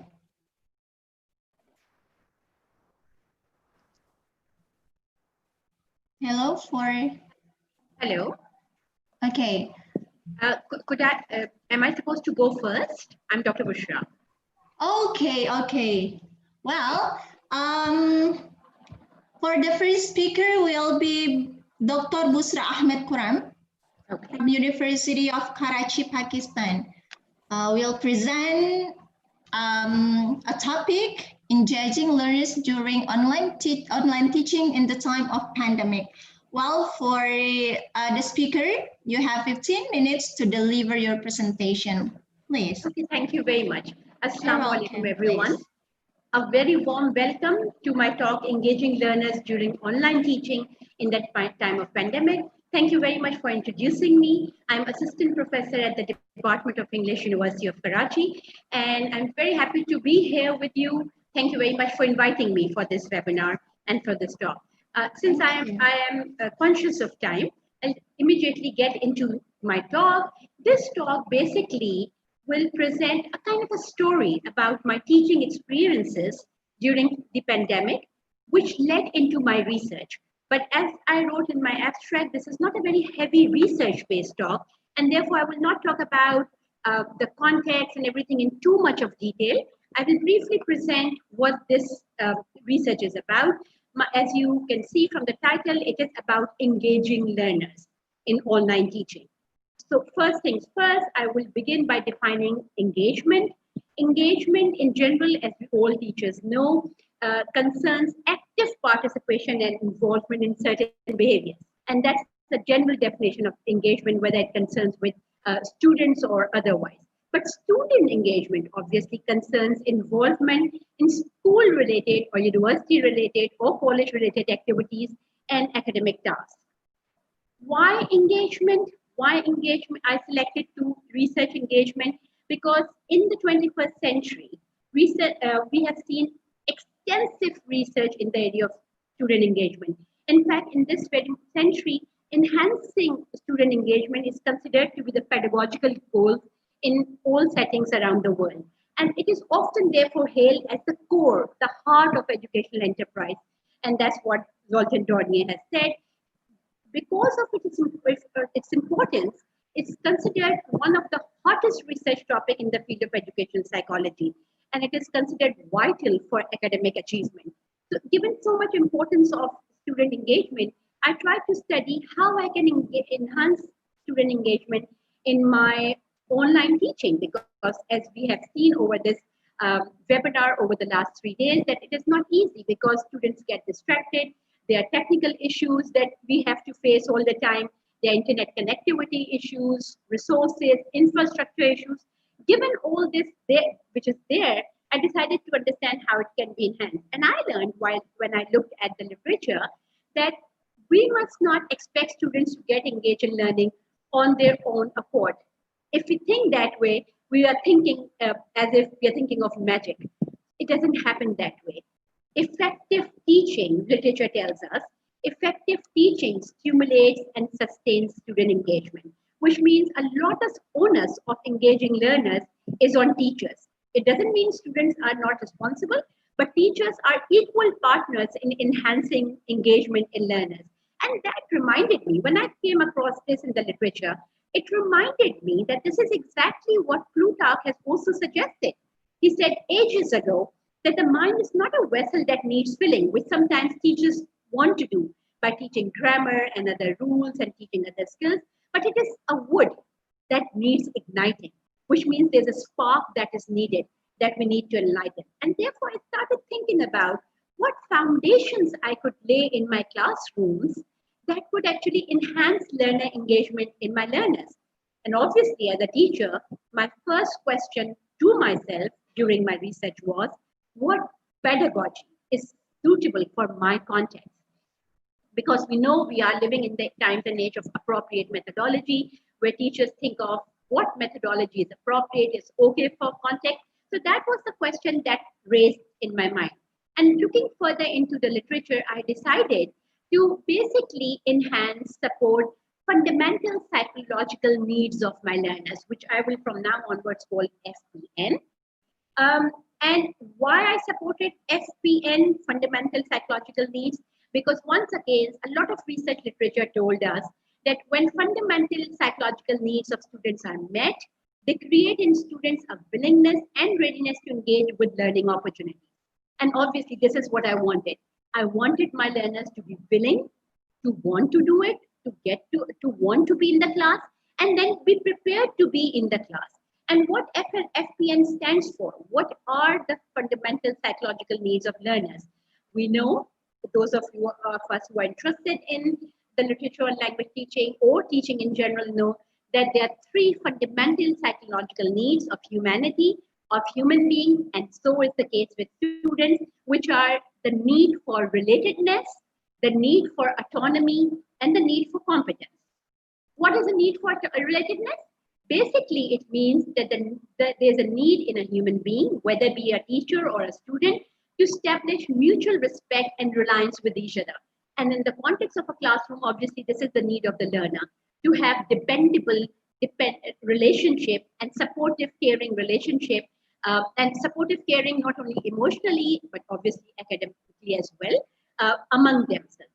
The second need is the need to have a sense of choice, being the initiator of an action rather than imposing on others what to do. Teachers telling them all the time what to do. Students have the autonomy that we hear a lot about in literature these days. And the third need is that of competence, to be able to feel that I can manage the learning tasks that are undertaken, rather than feeling that, no, this is beyond me, I just can't manage.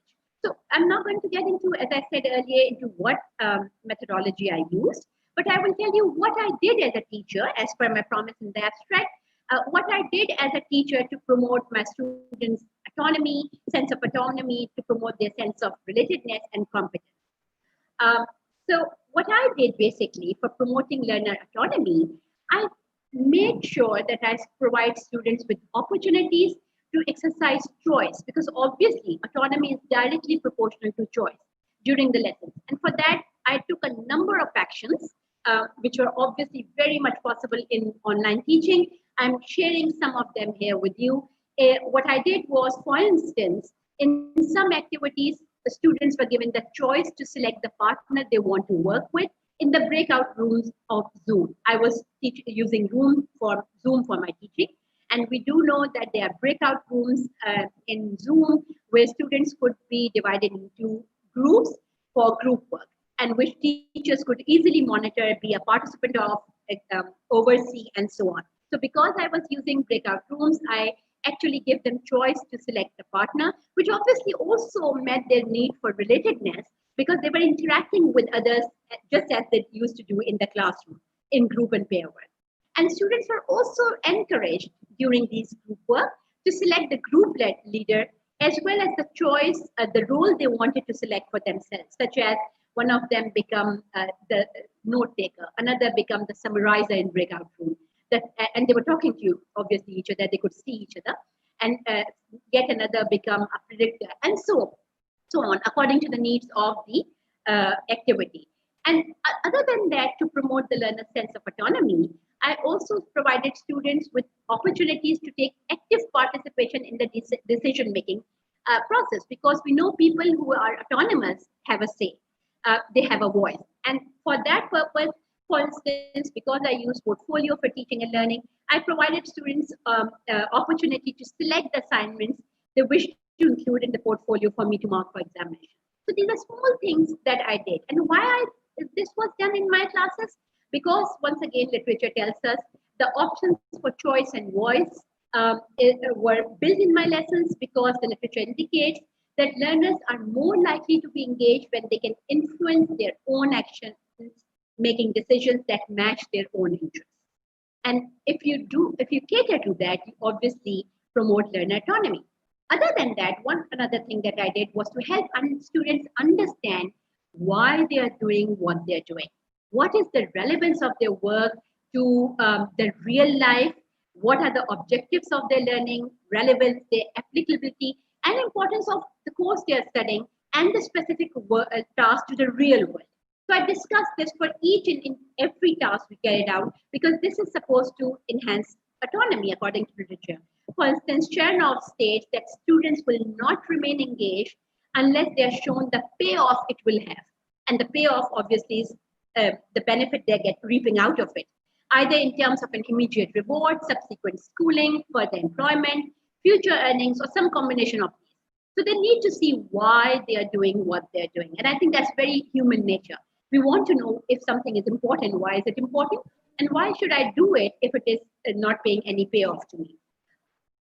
For fostering a sense of relatedness, linkages with each other, I actively use students' names while interacting with them during online teaching.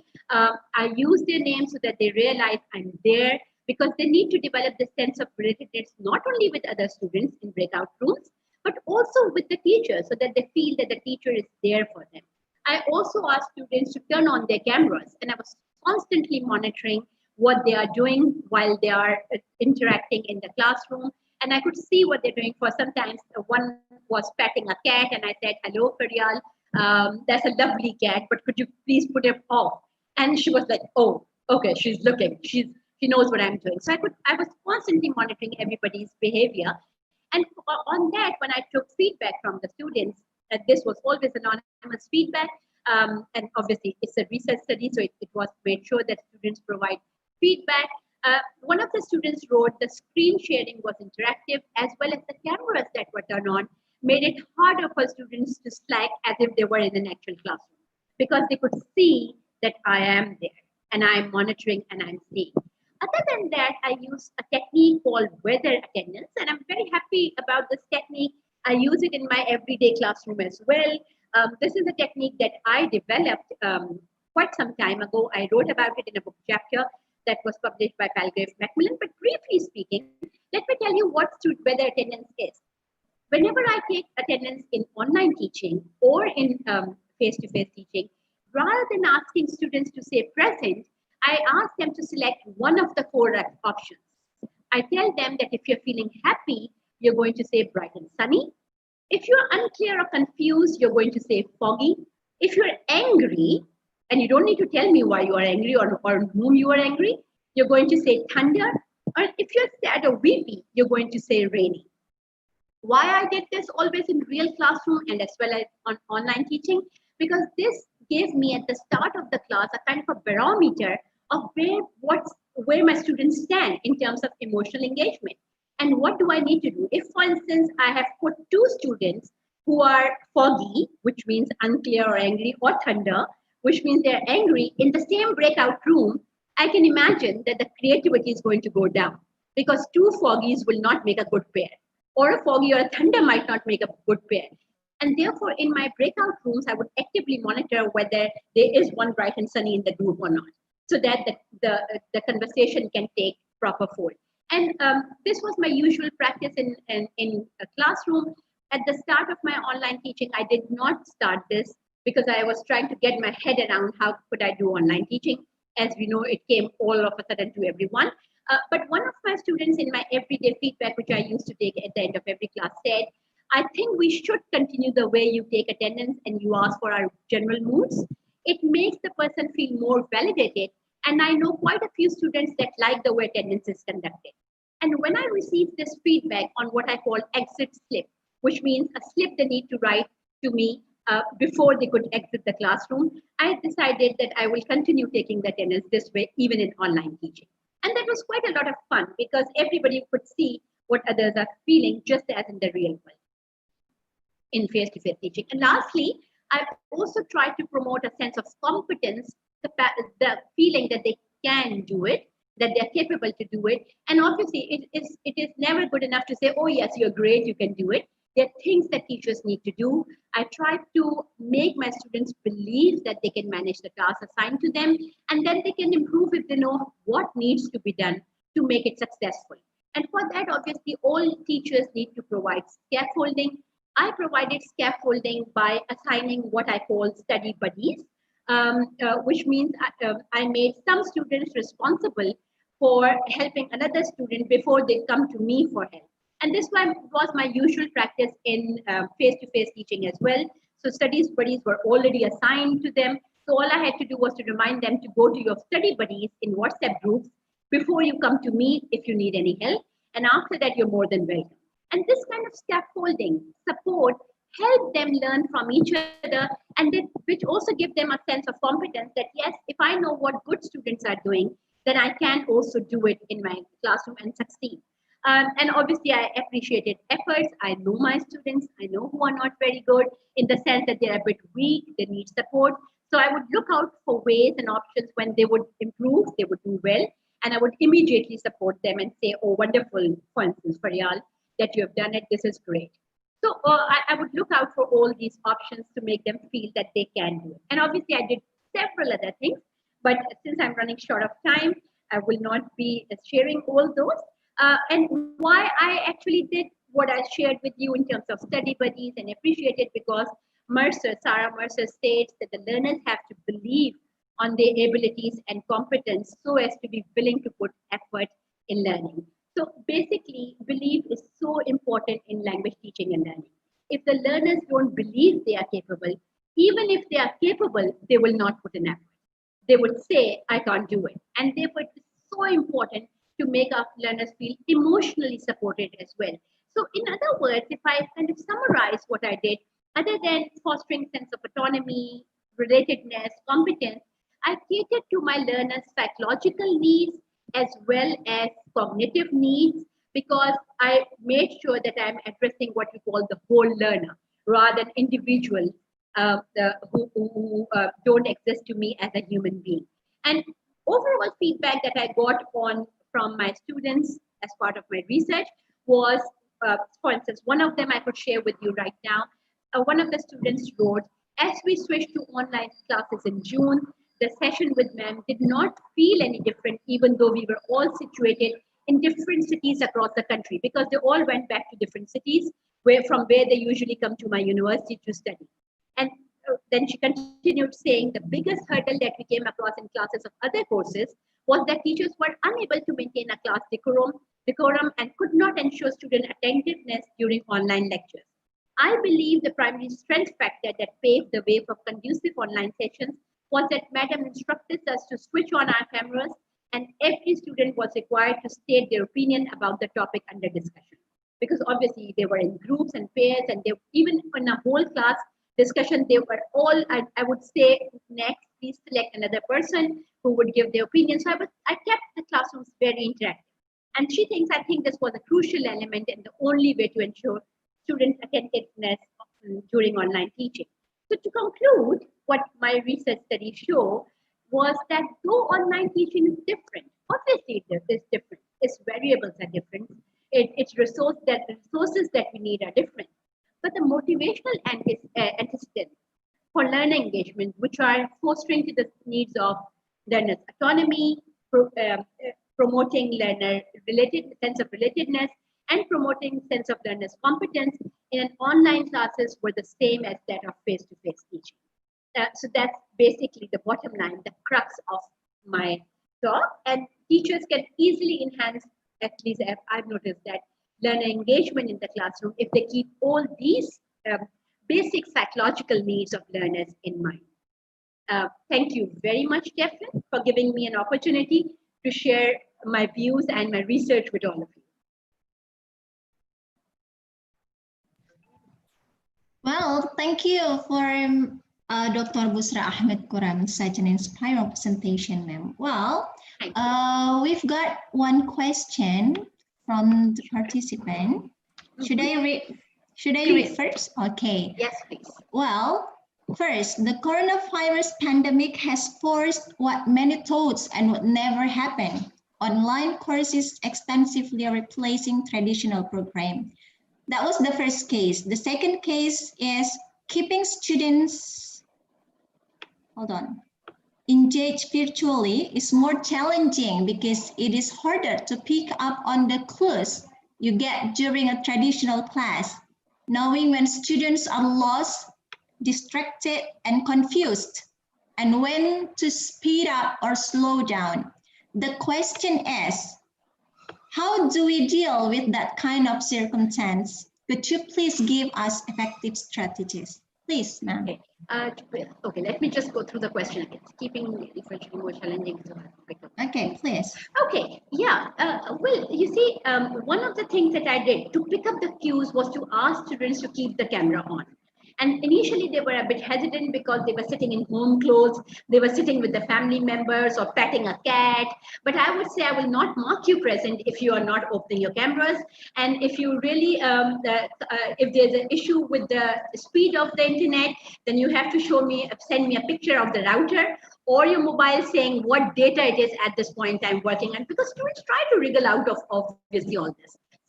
So making sure that you can see them, because the difference between online teaching and this teaching is obviously that we can't get very close to the learners. And we do know in literature that proximity, closeness is directly proportional to management and control. But because we are distant from them, therefore we are not able to manage them, and we don't even get to see when they're being lost in the classroom. So one of the ways is obviously to ask them to switch on the camera so that you can monitor them. I would always send my slides and my handouts in advance so that I don't need to screen share all the time, and I can put the camera on and I can see what they're doing, because otherwise if I'm doing screen share, I can see everyone. So a little bit of preparation in advance, sending the PowerPoint to them in advance, sending the portfolio to them or the manual to them in advance, so that you don't have to keep it on all the time. Also, I take what is called exit slips, which, as I mentioned during the talk, feedback on the session, each session, and that was my practice in face-to-face teaching as well, where students are supposed to give anonymous feedback. In online teaching, even if they give what is not called autonomous feedback, is okay. And by that, I also get to learn whether they were lost or distracted or confused. And basically, you need to make a very congenial atmosphere. You need to make your students feel that you care about them. And if they feel that the teacher is open and willing to help and is very keen to help, because we have also made a WhatsApp group where they could ask me questions after the class and so on. So with this kind of congenial atmosphere, make them share sometimes very candidly, Miss, I was so lost, I was so worried, I was so distracted. Could you explain this to me again? And then we have face-to-face, sometimes WhatsApp meeting, where they could ask me questions, send me questions. Because the teaching does not really end in the classroom, just as in real classroom. So I think it's a bit challenging. Yes, I agree 100%. But then there are extra efforts, and therefore it's a bit more tiring than face-to-face at times, that a teacher needs to put in, because I believe the teacher is there for the students, and that's what teachers are expected to do as part of the profession. Thank you very much for asking that question. That's a very good question. Well, it's very hard for us actually, ma'am, but one thing that I can catch is keep the camera on. So even they hug the pet, or even they eat, as long as they keep the camera on, that's the key. Well, that was from Agung Pramono. Next, thank you, ma'am. Thank you for your presentation. Very inspiring. For the next presentation, we will welcome Dr. Ihsanuddin, the Lecturer of Faculty of Teacher Training and Education, Tanjung Pura University in Indonesia. He will present the topic, Electronic Course Books for Learners Unintentionally Ready for Pandemic. Well, for Mr. Ihsanuddin, the chair recognizes you.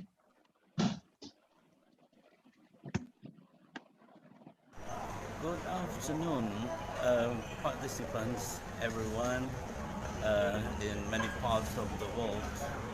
Assalamualaikum warahmatullahi wabarakatuh. My name is Ihsanuddin.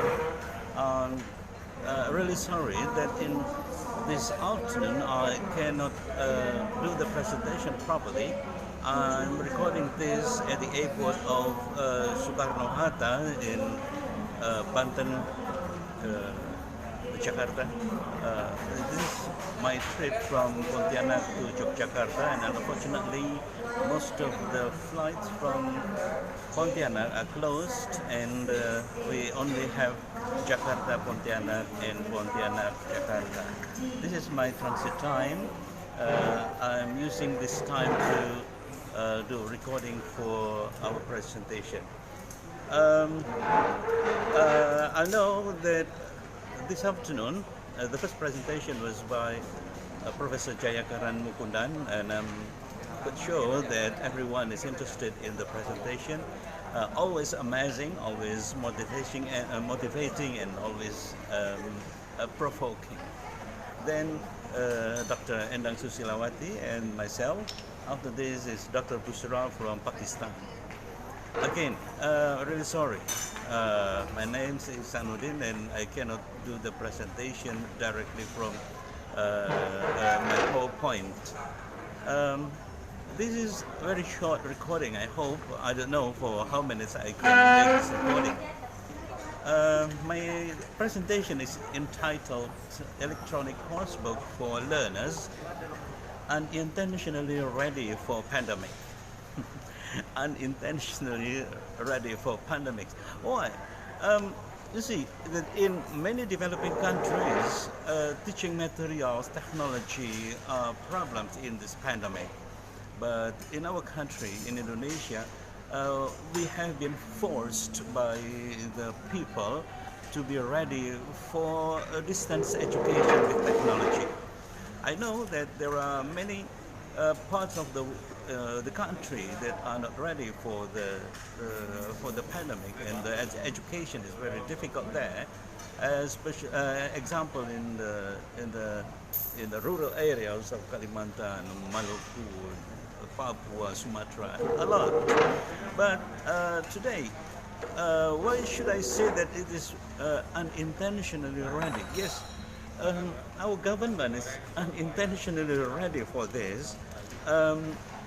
In this presentation, studying the document, the regulations of the Republic of Indonesia, from the constitutions, and then the national bill, the government bill, and the government regulation, the president regulations, the ministry regulations. I know that it is a bit complicated for those who do not really study the level, the hierarchy of regulations in Indonesia.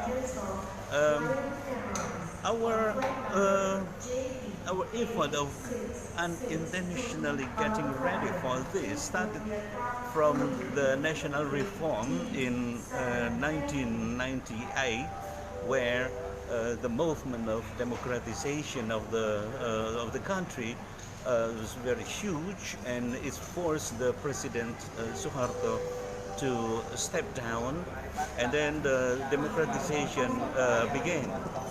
Then, because of the democratization, we amended our national constitution, the Constitution of Indonesia, Undang-Undang Dasar 1945. That's the official name. Usually, it is translated as the 1945 Constitution of the Republic of Indonesia. We, in that constitution, stated the purpose of education, and then from that point we moved to the government regulations, and then from the government regulation we got the President of Indonesia regulation, and then the Ministry of Education regulation. It will be too technical to talk about the hierarchy of the regulations that talk about the details of the standard of education. Of course, it will be boring. No, I avoid talking about this. The main important thing is that now all the regulations in the level of from the Constitution to the Ministry, not only the Ministry of National Education, now the name is called the Ministry of Education and Culture, but also the Ministry of Religious Affairs and the Ministry of Telecommunication. Now, all the regulations and the infrastructure in the government side, in the government side, all of them are already ready for clear implementation. What is the problem now? The problem is the implementation.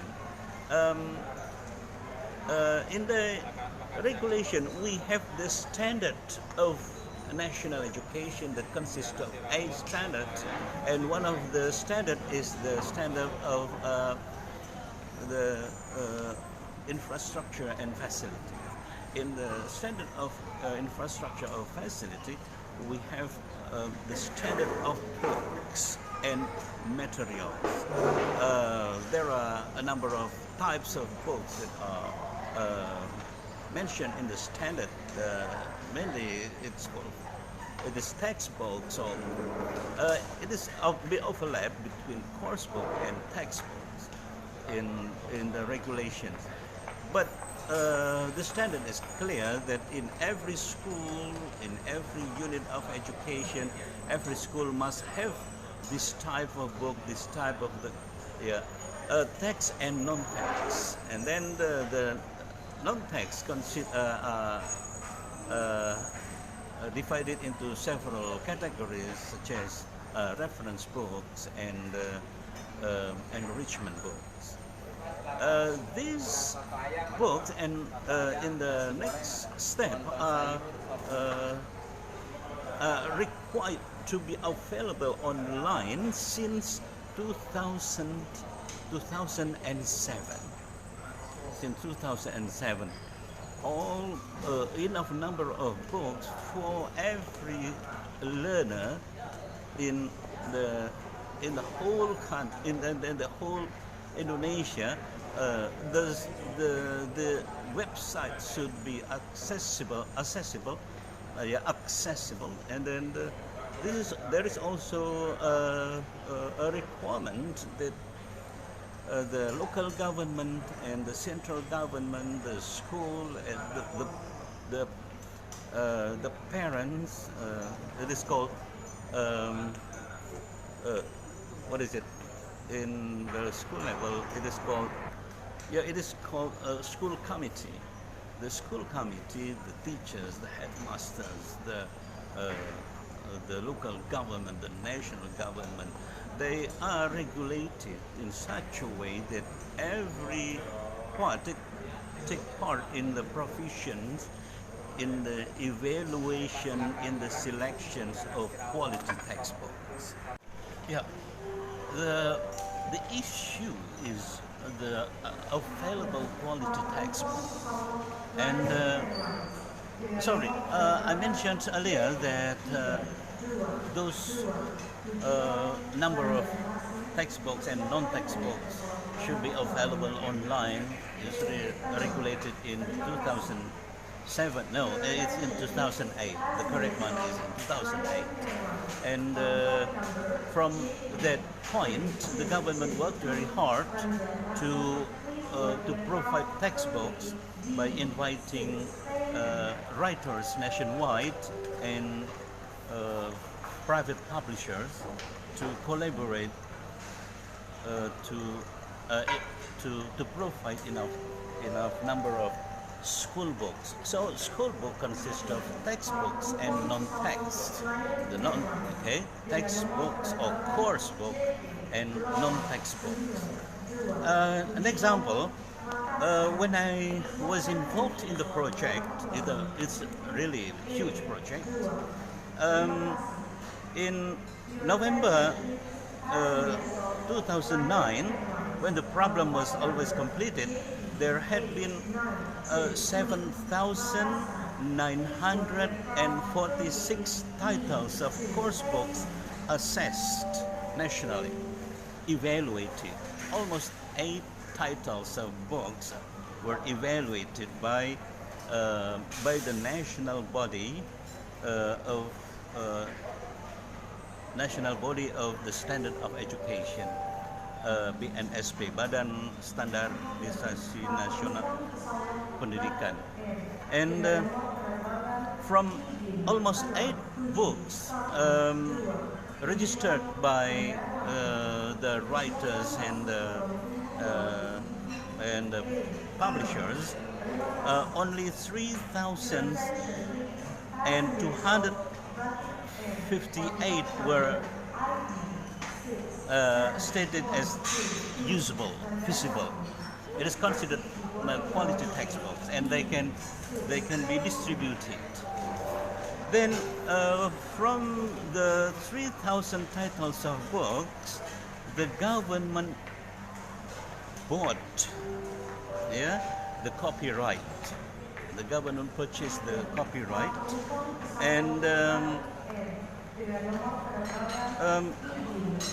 the price of a copyright was amazing, and most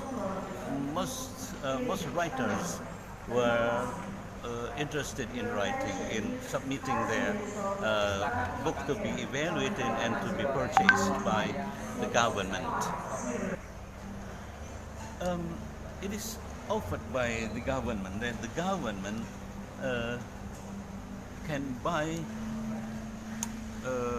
one title of copyright up to $10,000 per title of book. Of course, then the government will negotiate with the writer in that quality of book. Does the writer deserve that amount of money? Yeah. Okay. So many of them are below that. Okay. Now, what is the correlation between this and the pandemic? The government are required to distribute books to the school level, and every school must have all the required books, and then the government must also provide the textbooks and non-textbooks online. It is required by the regulation. So in 2009, I was involved in the huge project of uploading thousands of school books, textbooks and non-textbooks that can be downloaded downloaded free by every people in Indonesia. Then the publishers or the printing companies are allowed to mass print, and then to sell the printed books to the community, to the society, the schools. But of course, the government already stated the maximum price and minimum price. Okay, in this situation, since 2010, enough number of books are available online, and at the time there was a problem of computer and then the internet. In the following steps, the government regulates the telecommunication company.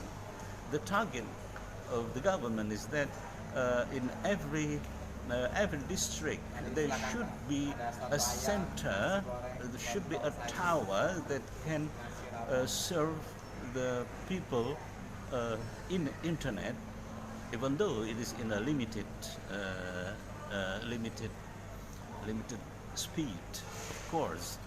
And now, because of that regulations, now the price of computers are very low in Indonesia, and the internet connection in Indonesia are also very cheap compared to the internet packages in many countries. Of course, not the cheapest. That's the situation that we have now. Of course, the service of the government is not satisfactory, and now this is already 10 years, and the government already changed already amended the curriculum from the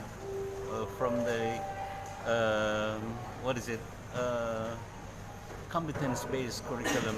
Now we already use the 2016 curriculum, and most textbooks are already not quite up to date.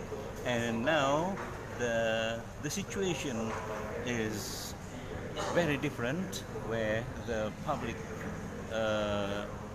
services should compete with the private companies, private enterprises. But the point is that even though it is difficult in the very rural areas, difficult, yes, but the internet connections and the textbooks are available. We see that many students must go up hills and must climb some trees, to get internet, but that's available. Compared to, in several countries that they don't have internet connection at all. So, in this pandemic, the students that should learn from home have got the facilities of internet and available textbooks. Of course, yeah, it is. It's different from the internet facilities in the town. Yeah, in many towns in Indonesia. Many people complain about the situation because the have-nots, the students in the certain situation, the economic power, low economic power, cannot use this situation, cannot cannot benefit from this situation, yes, but at least it is possible for them to get access. Okay, thank you very much. My name is Iksanuddin from Teflin, Universitas Tanjung Pura, Pontianak. Thank you. Assalamualaikum.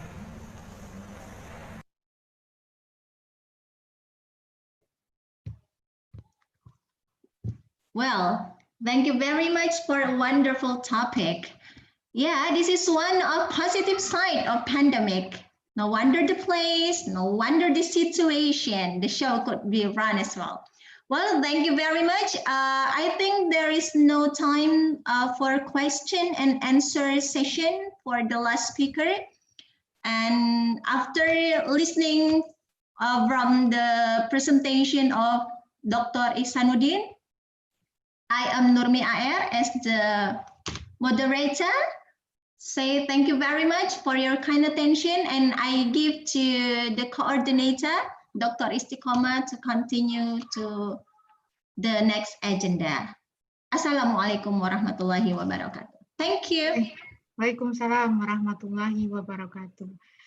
Thank you, especially to the presenters, Dr. Busrah and then also Dr. Ihsanuddin. I hope Pak Ihsanuddin have a safe trip to go to Yogyakarta, and of course, hopefully you have a very good day, Dr. Busrah. Thank you very much again for the presentations. Hope to see you again in the near future.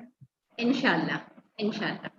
Okay, now we come to the last, agenda. That is the closing ceremony. Please stay with us. And as the program coordinator, I would like to remind all the participants to fill out the forms, the form for the certificates. And now we go to the closing ceremony. The master of ceremony will be Ibu Nani Sobika. Please, Ibu Nani Sobika. Baterainya udah. Baterai penuh. Siap. Host nyuruh itu. Udah ada suaranya. Udah. Thank you, Ibu Dr. Istiqomah MA. Here we will invite Dr. Haji Yapandi to deliver the closing remark for our virtual seminar in here. Now, please welcome Dr. Haji Yapandi Ramli as the first Vice of Dean FTIK-IAIN Pontianak. Thank you. Thank you, terima kasih. Assalamualaikum warahmatullahi wabarakatuh. Alhamdulillah. Waalaikumsalam warahmatullahi wabarakatuh. Alhamdulillah wa syukurillah wa la hawla wa la quwwata illa asyhadu an la ilaha illallah wahdahu la syarikalah wa asyhadu anna Muhammadan abduhu wa rasuluhu la nabiyya ba'da. Puji syukur kita panjatkan kehadirat Allah Rabbul Jalil. Sore hari ini kita masih Allah berikan kenikmatan sehat, nikmat keimanan, nikmat kesempatan sehingga hari ini kita dapat mengakhiri kegiatan webinar kerjasama Teflin dengan IAIN Pontianak, khususnya Fakultas Tarbiyah dan Ilmu Keguruan. FTIK khususnya lagi adalah prodi bahasa Inggris di Fakultas Tarbiyah dan Ilmu Keguruan. Salawat serta salam tercurahkan kepada junjungan kita Nabi besar Muhammad sallallahu alaihi wasallam. Semoga kita senantiasa dapat menjalankan sunnah-sunnahnya hingga akhir hayat kita. Amin ya rabbal alamin. Yang saya muliakan Bapak Profesor Dr. Joko Nurkamto MPD, Presiden Teflin Indonesia, dan yang kami muliakan juga Bapak Dr. Ihsanuddin, Teflin di Kalimantan Barat, Ibu Dr. Istiqomah sebagai moderator, dan yang sangat saya banggakan, saya muliakan para narasumber dari berbagai negara yang saya tidak hafal menyebutkannya satu-satu, saya tadi nanti salah. supaya saya jamakkan saja para narasumber semuanya. Saya banggakan dan saya muliakan para panitia yang terlibat dalam acara ini, sangat luar biasa. Saya memberikan pujian kepada panitia, wabil khusus kepada Ketua Prodi Bahasa Inggris FTIK-IAIN Pontianak, Bapak Sulaiman MPD, dengan tim-timnya yang telah mensukseskan kegiatan webinar ini. Webinar ini telah berjalan, saya ikut memantau tanggal 24 sampai 25, kemudian hari ini tanggal 28 telah berjalan dengan lancar, aman, sukses selalu. Tentu harapan kami sebagai lembaga, khususnya FTIK, umumnya IAIN Pontianak, sangat berharap agar program ini selalu kita jalankan bersama-sama, kerjasama untuk meningkatkan hubungan secara ilmuwan akademik bidang pendidikan bahasa Inggris khususnya yang ada di Prodi Bahasa Inggris FTIK-IAIN Pontianak. Tentu banyak pihak yang telah terlibat.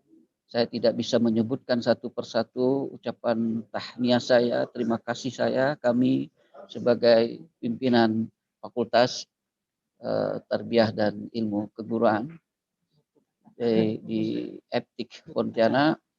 Untuk itu semoga amal yang dikerjakan ini, kegiatan ini menjadi amal ibadah kita semua dan Allah mudahkan urusan kita dan semua materi yang diberikan agar menjadi manfaat untuk orang ramai, untuk orang banyak. Demikian, saya tidak bisa berbahasa Inggris dengan baik sehingga saya menggunakan bahasa Indonesia. Semoga bahasa Indonesia juga saya dapat disimak dengan baik pula. Kepada narasumber, kepada semua yang terlibat, terima kasih. Saya tutup acara webinar ini dengan sama-sama mengucapkan alhamdulillah, alhamdulillahirabbil alamin. Billahi taufiq wal hidayah. Wassalamualaikum warahmatullahi wabarakatuh. Waalaikumsalam warahmatullahi wabarakatuh. Thank you for Dr. Haji Apandi Ramli as first Vice of Dean FTIK-IAIN Pontianak. Keep healthy, sir. And now, please, for the participants to fill the form, the link of attendance we had already uploaded in the chat box. Fill it until 8 p.m. tonight. And please, for the participant, turn on the video. We will make a photo session to have our virtual seminar documented. Thank you.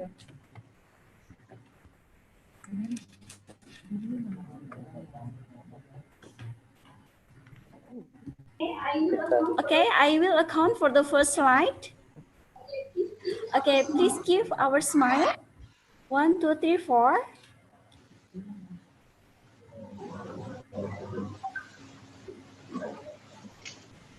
Thank you. For the second slide, please. 1, 2, 3, 4.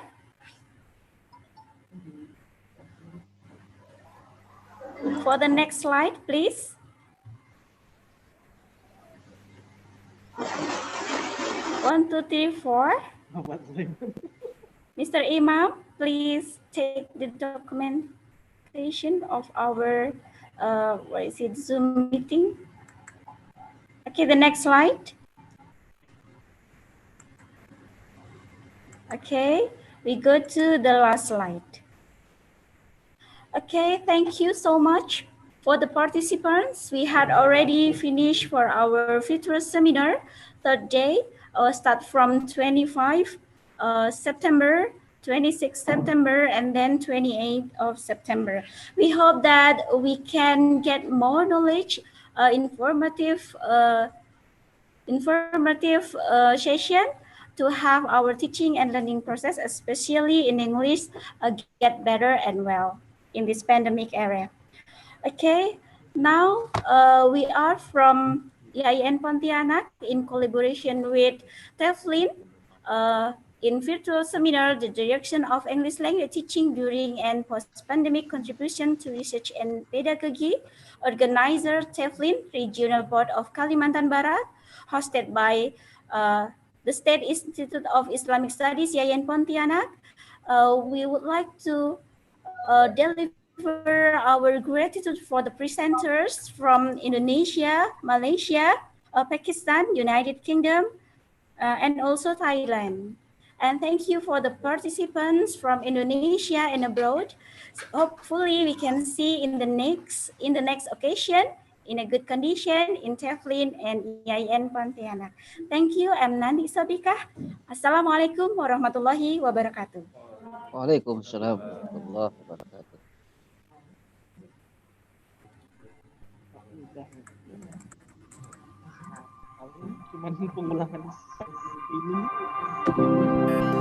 Institut Agama Islam Negeri Pontianak merupakan perguruan tinggi Islam negeri pertama yang ada di Kalimantan Barat. Terletak di pusat ibu kota provinsi, yaitu kota Pontianak. Terdiri dari 4 fakultas dan 20 program studi, Institut Agama Islam Negeri Pontianak kini membuka program studi baru, yaitu Tadris Bahasa Inggris. Dengan visi menjadi program studi yang unggul di Kalimantan Barat dalam menghasilkan calon pendidik bahasa Inggris profesional, terkemuka, dan terbuka dalam mengembangkan keilmuan, keislaman, dan kebudayaan Borneo yang dinaungi oleh Fakultas Tarbiyah dan Ilmu Keguruan Institut Agama Islam Negeri Pontianak. Tadris Bahasa Inggris menyuguhkan berbagai fasilitas bagi mahasiswa. Assalamualaikum warahmatullahi wabarakatuh. First of all, I would like to welcome you to Tadris English. On behalf of the board of Tadris English, I welcome you all and thank you for joining with us. And we expected to be critical thinking, ethic, global awareness, and information literacy. So trust us, join with us, be a good English and be better English.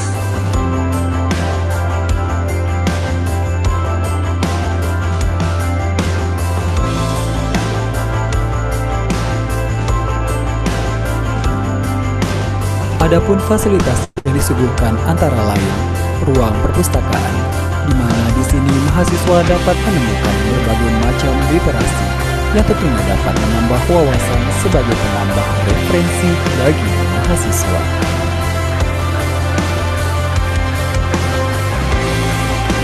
Didampingi pula oleh tenaga pengajar yang berkompeten dan ahli di bidangnya, serta ruang kelas yang luas dengan kipas angin, air conditioner, dan proyektor. Dilengkapi pula dengan ruang teater sebagai tempat unjuk bakat mahasiswa, kegiatan English Corner yang mampu menambah wawasan kebahasa Inggrisan mahasiswa. Terdapat pula ruang praktik mengajar atau micro teaching, lahan parkir yang luas dan dilengkapi mesin tarik tunai, serta ruang tunggu bagi mahasiswa.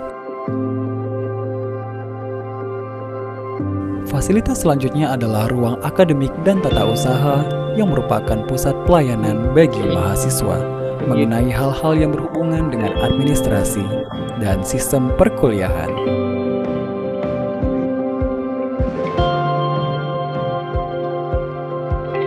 Saya Dr. Aliasmi MSI selaku Dekan FTIK-IAIN Pontianak berharap semoga kehadiran program studi Tadris Bahasa Inggris ini dapat mewadahi keinginan orang tua maupun keinginan para lulusan SLTA untuk melanjutkan pendidikan ke perguruan tinggi selain mendapatkan kemampuan dari program bahasa Inggris tapi juga mendapatkan tambahan dengan basis agama Islam.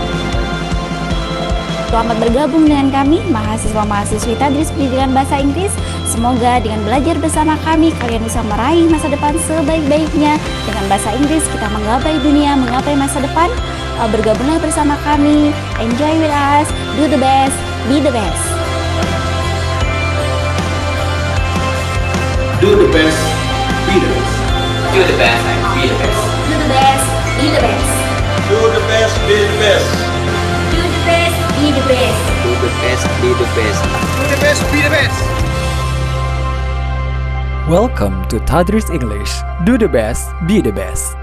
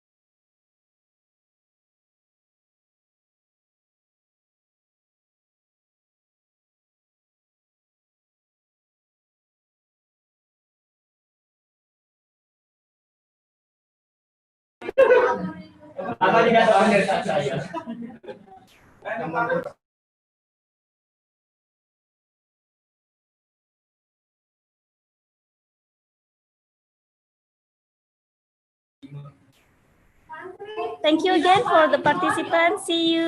Assalamualaikum warahmatullahi wabarakatuh. Goodbye. Hah?